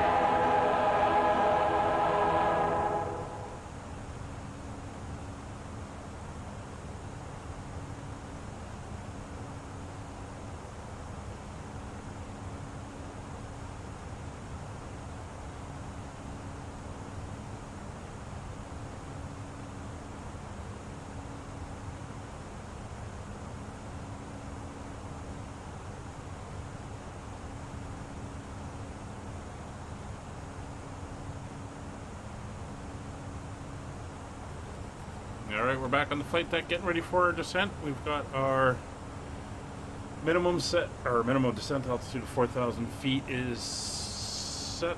We're about 18 miles from top of descent. We can enter some of our information down here nice and quickly. So we'll go to our arrival phase. So QNH at the airport is currently, let me just put the latest one up in the chat. 1021. Temperature is currently 3 degrees. That is all fine. Winds are 00, are dead calm. And our barrow for the arrival is going to be 339 feet. So that is now entered in.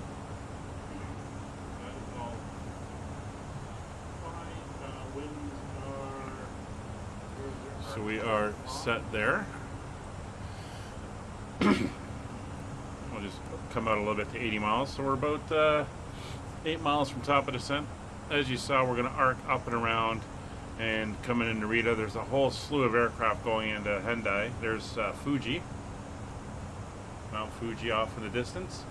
Weather's reporting a little bit of a fog mist layer about 2 meters thick at ground level. Hopefully that's going to burn off. Kevin's showing up on the TCAS behind us now. So we'll see how that goes.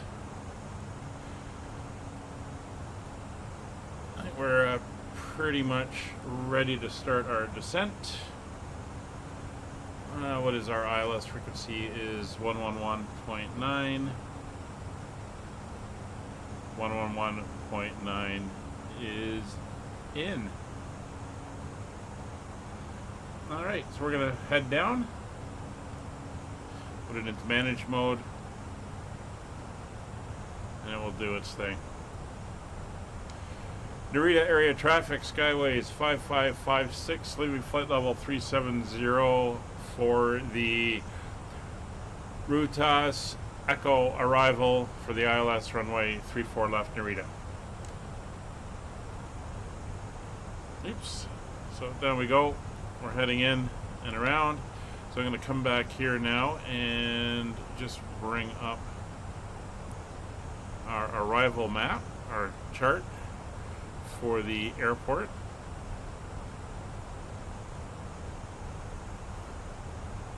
There we go. And shrink that down. So we're going to be landing here on 34 left.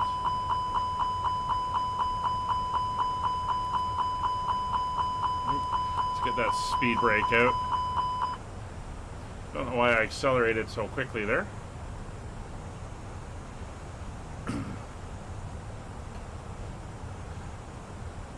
Wasn't expecting that. Oh, it's diving down to get the path. That shouldn't be an issue as long as you're following the star. I should be able to keep the speed up to the high speed exit. Alright, so it's a little steep on the descent there.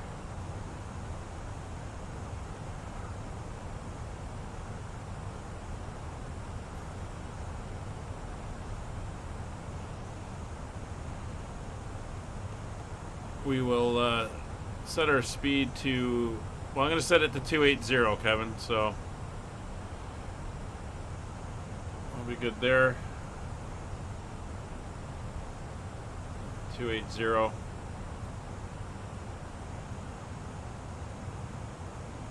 And we'll just hold there. Now that we're back on profile, we'll get those speed brakes in, see what happens. Get the engines to come back.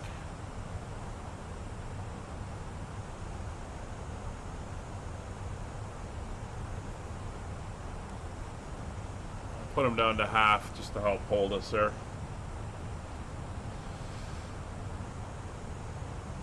I think this week I'm going to have to work on getting those other sounds up and running. Very frustrating that can't get it, but knowing me, it's just something I'm missing. There's that fog patch.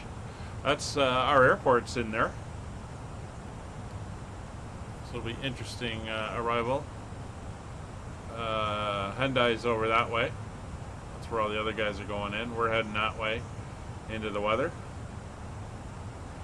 But it was nice to see the sunrise today instead of just a little bit of illumination on the horizon. We actually got to see her pop up.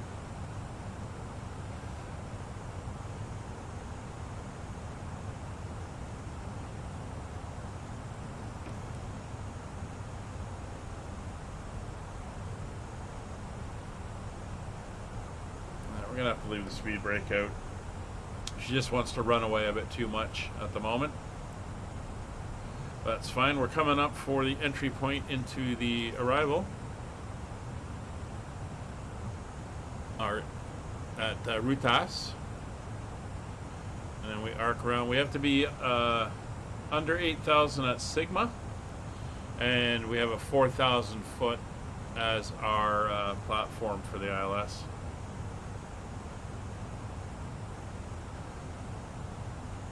So down here on the RadNav, you can see IVQ, which is correct, or IYQ, India Yankee Quebec, a 1119 and a 337. I'm going to tune in Narita's VOR. Oh, it's already tuned in. We'll put in that course because it seems to be off the end of the runway.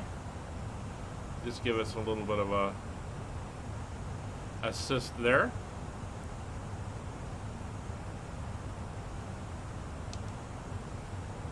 Holding 280. We don't have a speed restriction. We just have the regular 250 at 10,000 for this one. So we should be good. Yes, I know the speed brake is still out.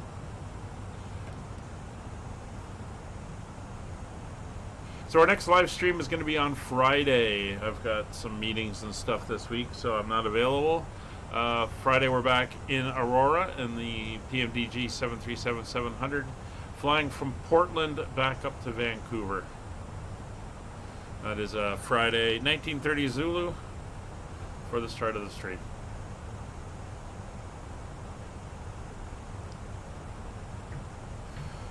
So descent checklist, or weather and arrival data is taken. MCDU approach page is done. Radios are set. NTS not required. FCP is good.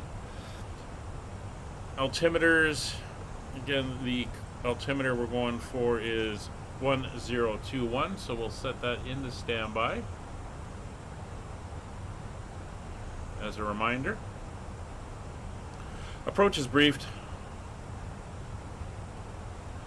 Auto brake will be low. I'll set that now. Speed's picking up again. A little bit of speed brake. Making the turn along the coast. And again, we can see Fuji in the distance. Very striking mountain. Have seen it in real life. It's pretty awesome. Looks fantastic from a distance. Very distinctive.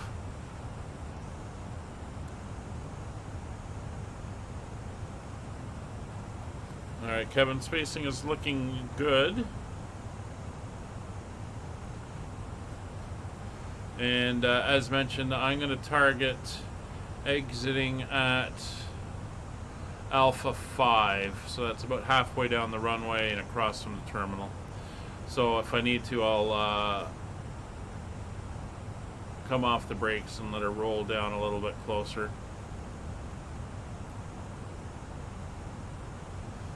Alright, we're through 20,000 feet, so we're going to throw the seatbelt signs on in the back.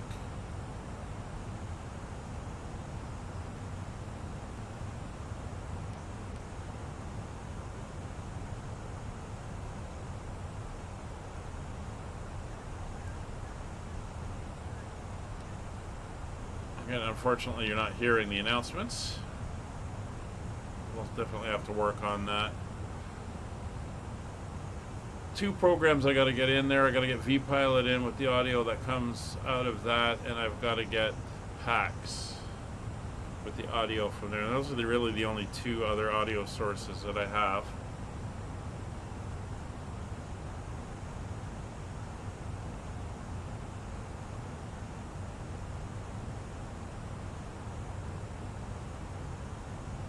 Riding that speed brake a bit.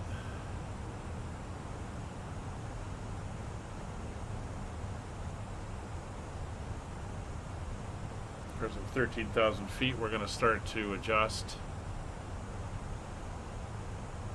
I just want to do a steep dive. Well, we're holding now at 280. Engines are in idle though, so we're going to need our speed brake to slow us down to 250. We'll start that process when we get down to about 13,000 feet.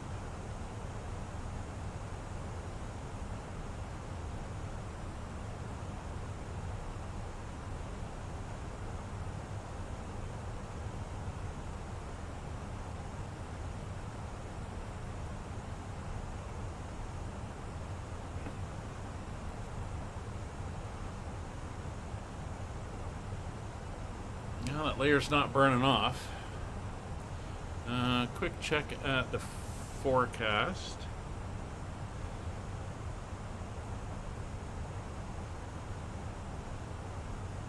I mean, any time between 1800 and 8 in the morning, Zulu is supposed to burn away and will give us 6,000 meters of visibility. It's a little bit of fog though, but it should kick in. That might be what's hitting now. Within the same time frames, it's talking about between 1800 and 2200 Zulu, which is, we're coming up to the end of that period now, so hopefully that's going to start burning off. We'll see. Anyway, we're through 13,000 feet. So I'm going to pull the speed brakes out a little bit, start us slowing down. We're going to switch over to local at 1021. That is now set. Start bringing that speed back to 250 at 10,000. Come on, look over. Yeah. It's going to be interesting.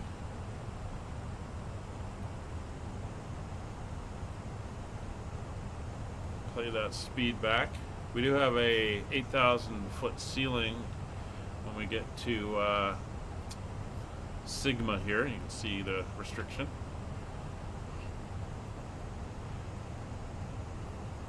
Just 260.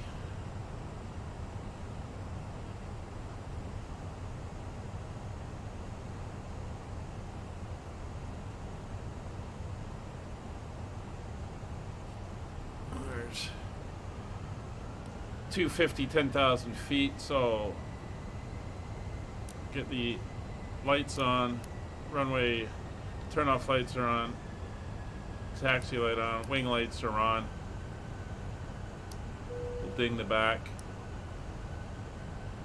Everything is set up top. Landing systems can come on. We're in manual speed mode, so approach phase is active. There we go.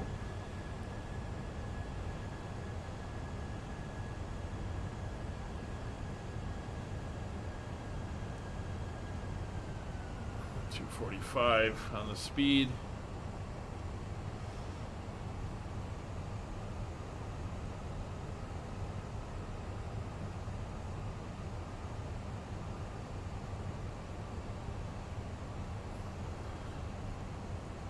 And our clean speed is 209.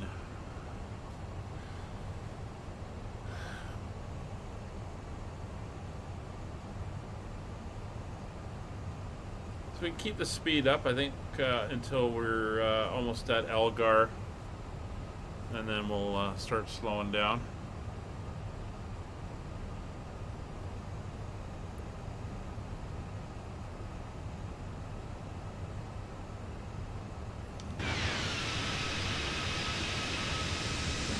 Beautiful sun there.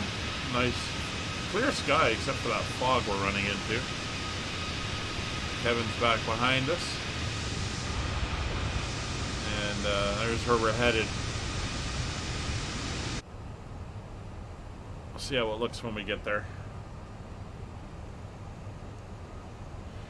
If we do have to go around, what do they want?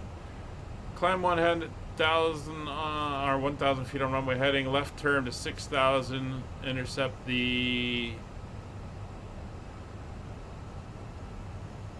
outbound radial 187 to Gumyo, and then it's a bunch of turns taking us out to Banks, but that's fine, it's all programmed in.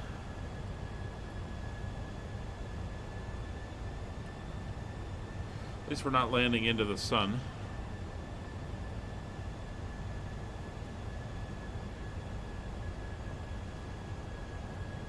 And it's going to be a slow descent downwards.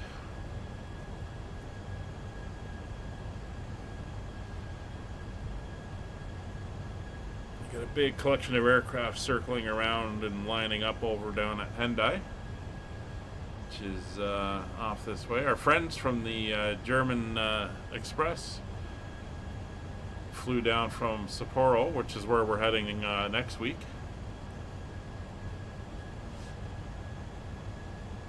So that should be pretty interesting. We're heading up there. I don't know where they're heading next. So the poll currently on where we head after Sapporo is split 50-50 with a bunch of undecideds.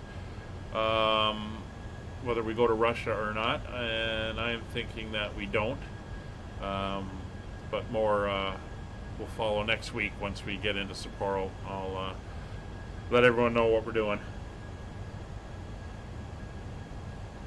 but we're probably going to end up bypassing the Russian stop and heading directly from Sapporo to the point after, which makes it a 4-hour flight instead of a 2-hour.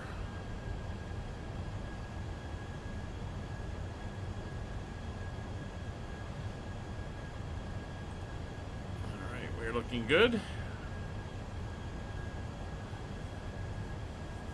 Torch, we're going to make that turn. We're basically coming around in a bit of a box, so we can head back south westwards for the intercept into the ILS.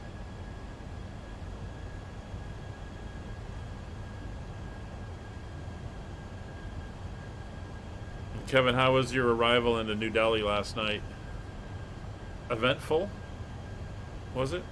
Except we're 40 miles away from the airport.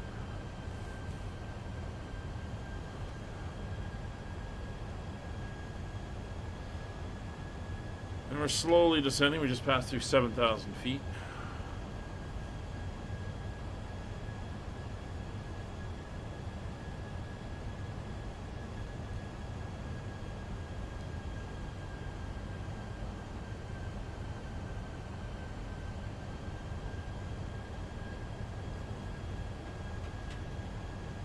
Or did you run into really bad haze, as we've had in that part of the world before?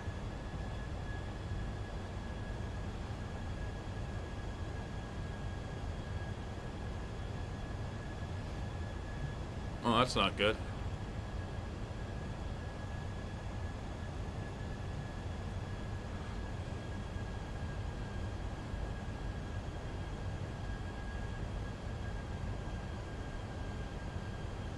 Alright, so we're en route to Corgi. And then we make the turn to Elgar, which is the beginning of the approach.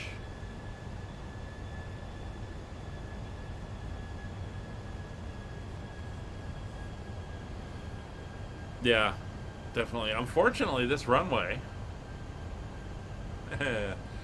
is Cat 1 only.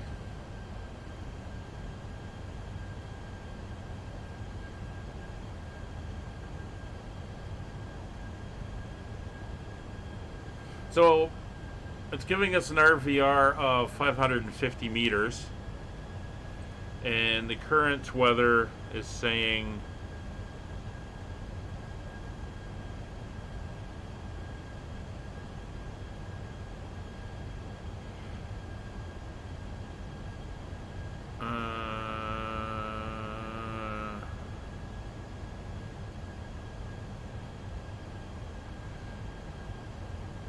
is it 300 it's saying?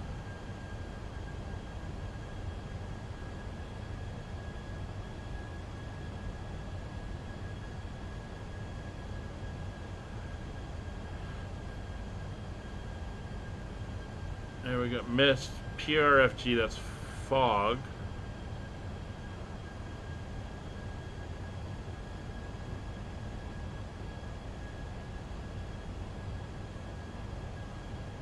It's weird, it's saying there's 1,600 meters on 3-4 right and 300 meters on 3-4 left, which I don't quite get.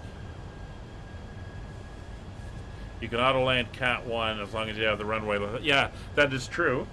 The problem is if you don't, you can't fly her right down, so that's the issue here with the fog. We'll see how it plays out.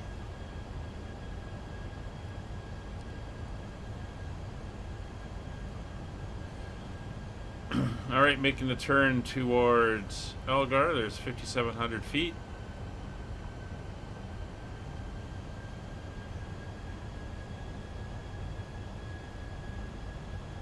When we hit Elgar, I'm going to go into manage mode on the speed. That'll drop us down to 209.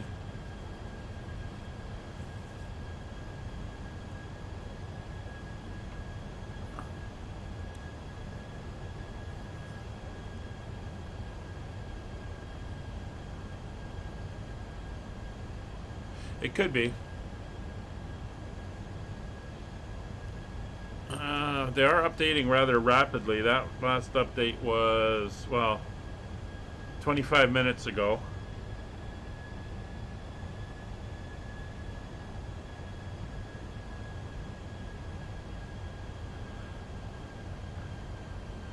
Although that may be the vertical visibility. It's got a V. I haven't read this stuff in so many years. So it may be vertical visibility.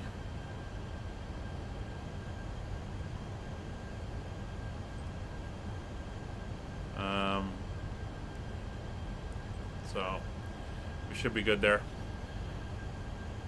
I think you have to put the number in there, My Little Pony. Or maybe not.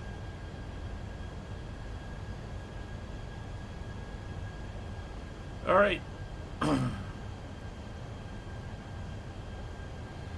Let's get ready to go in and see what happens. So switching over to manage speed mode, coming back to 209 knots. Green dot speed. I'm picking it up. It's 111.9.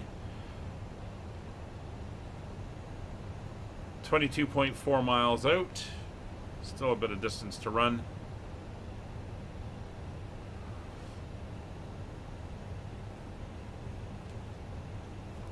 heading into the fog. Was it a Stephen King story, The Fog?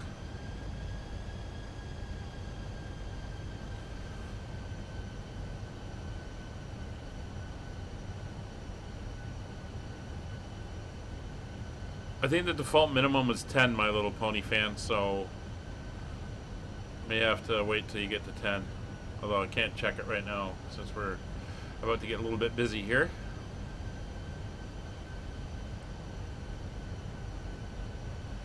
So we're inbound for Gina.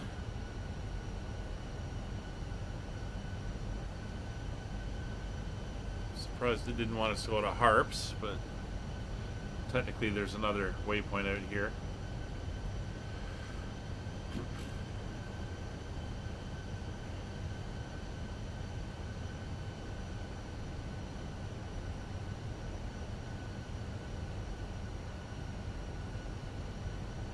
It's one froggy evening.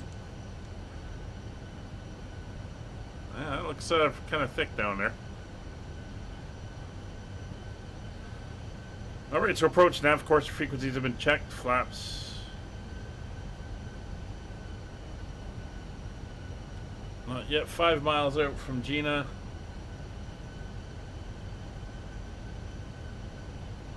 Flaps 1. Speed set. Kevin, what are you flying today? I never know what you're bringing. Oh, you're in the A310. Okay. Speed coming down to 184. That's slat speed. Auto brake set for low. Speed brake is no longer required. That is arm. All the lights are on. Final ding of the cabin.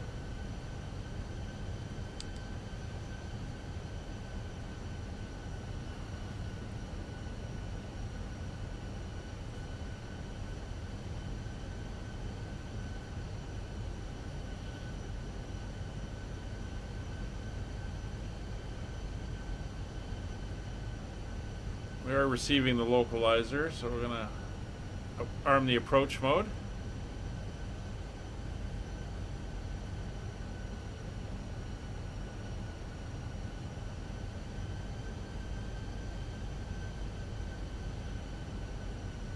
All right.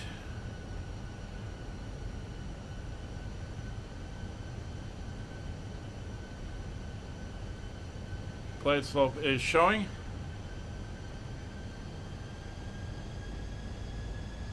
Glide slope is moving very slowly. Localizer is moving.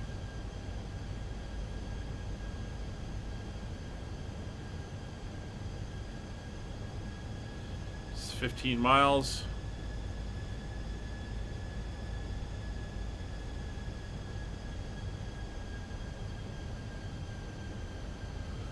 Lock star.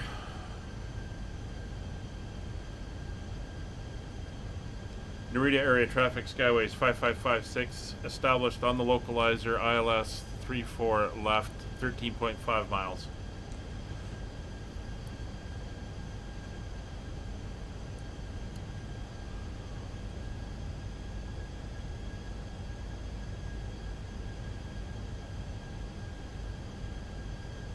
We'll hold this till 10 miles.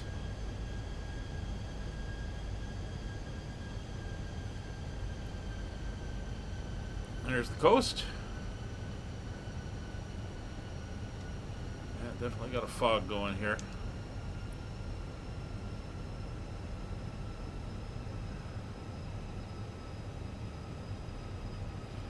Glide slope capture. 11 miles.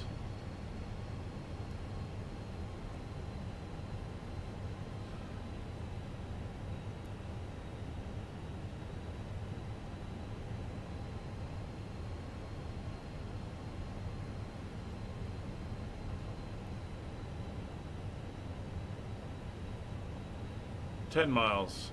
Flaps 2. Gear down. Speed brake armed. Auto brakes set low. So Watching the gear. Gear down 3 green.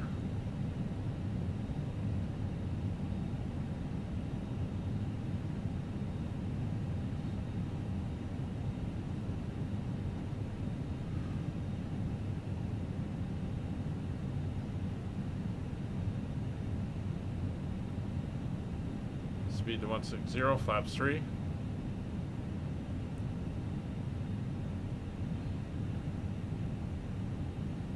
$2,500.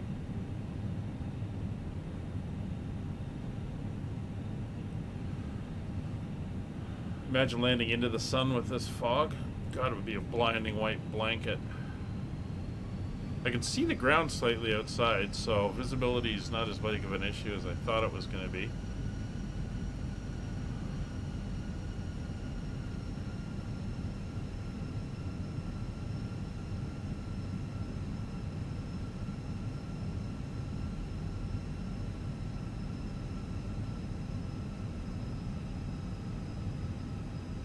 Six miles, flaps full, gear down 3 green, speed brakes, arm lights on, cabin notified, landing memo, no blue. And there's the view.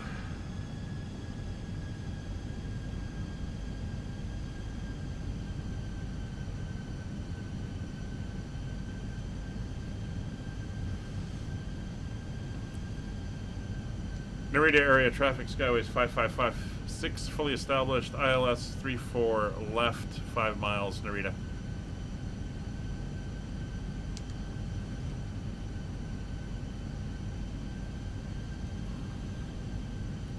Looking for the lights.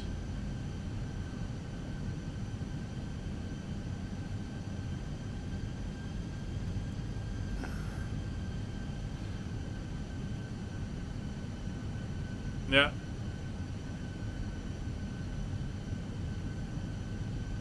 There you go, little pony. Just don't lose them all.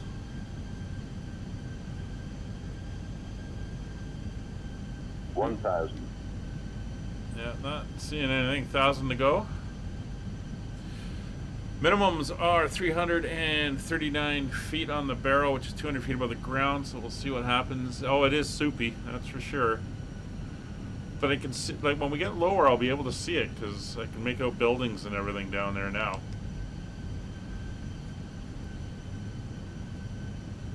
It's 500 feet.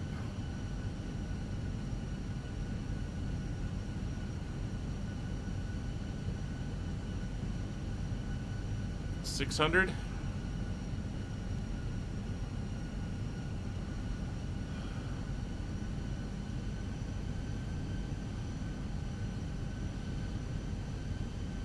And I did tell you not to lose them all. Minimum's coming up. Landing inhibit. 100 above.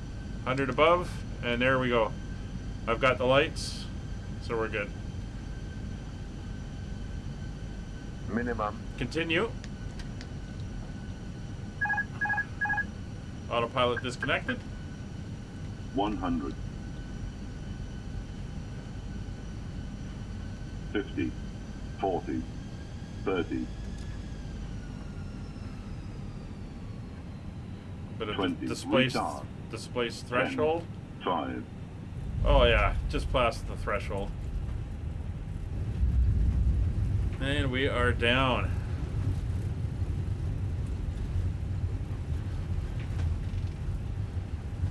And we're heading for Alpha 5.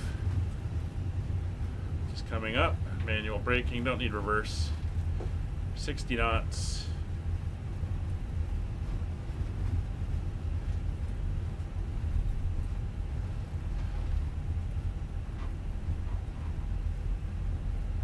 There's Alpha 5.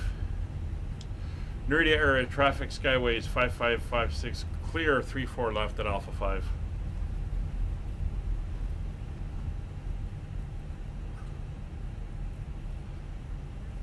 Alright, flaps up. We're going to go up here to the Whiskies and then onto the apron.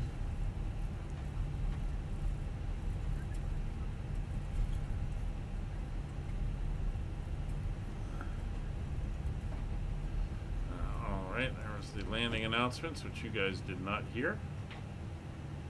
So let's get that up. We'll turn TCAS off, transponder off, speed brake disarmed, flaps are up, we'll get the lights off, and strobe. Alright, let's taxi in, and as I mentioned, we're going to gates somewhere in the 31-35 area.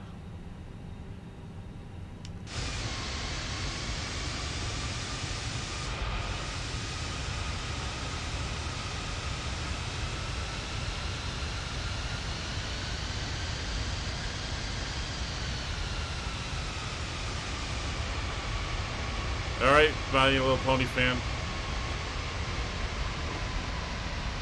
Appreciate the comments, but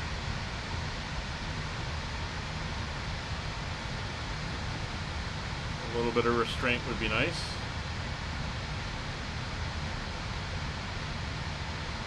Alright, so this is Romeo, which is what we want.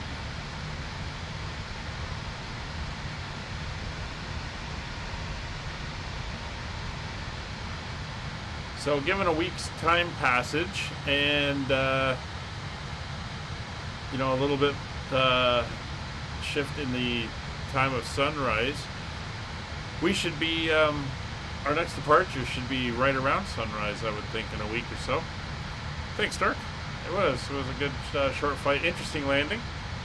And Kevin's on his way in now. We got visibility of the lights about 100 feet up. All right, so we are going to choose gate 35.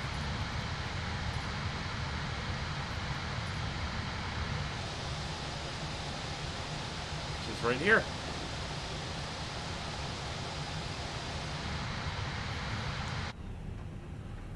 Let's kill the lights.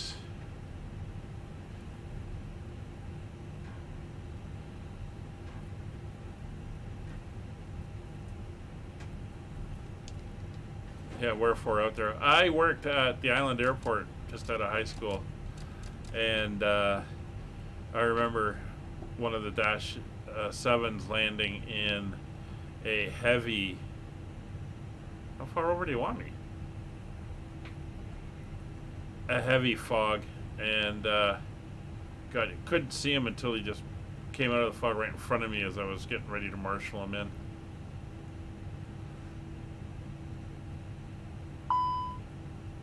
There we go. We are in Narita. So, what was that ding? Oh, that stupid side stick fault thing. Okay, parking brakes are set. So let's get over here. We can get the, not that one. Ground guys in. Get the GPU connected. Chocks connected.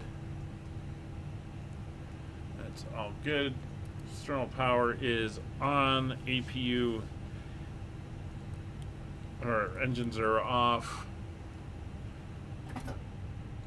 Beacon light coming off. Seatbelt signs can come off. Ground equipment is in place. Fuel pumps are coming off. And the flight directors and landing systems are off. Jetway is on the way out. The boarding requested. And we are going to begin deboarding. There's Kevin. Rocking up in his British Air Tours. So that's going to do it for today. I'll try to get those audio things sorted by Friday on our next stream. And we'll see how that plays out and how that goes. Thanks for watching. Thanks for coming along. Kevin, thanks for flying. And we will see everybody on Friday's stream. Again, if you want to fly along, you're more than welcome. Information is in the Discord. And the links are in the description. Take care. We'll see you on the next one. Bye for now.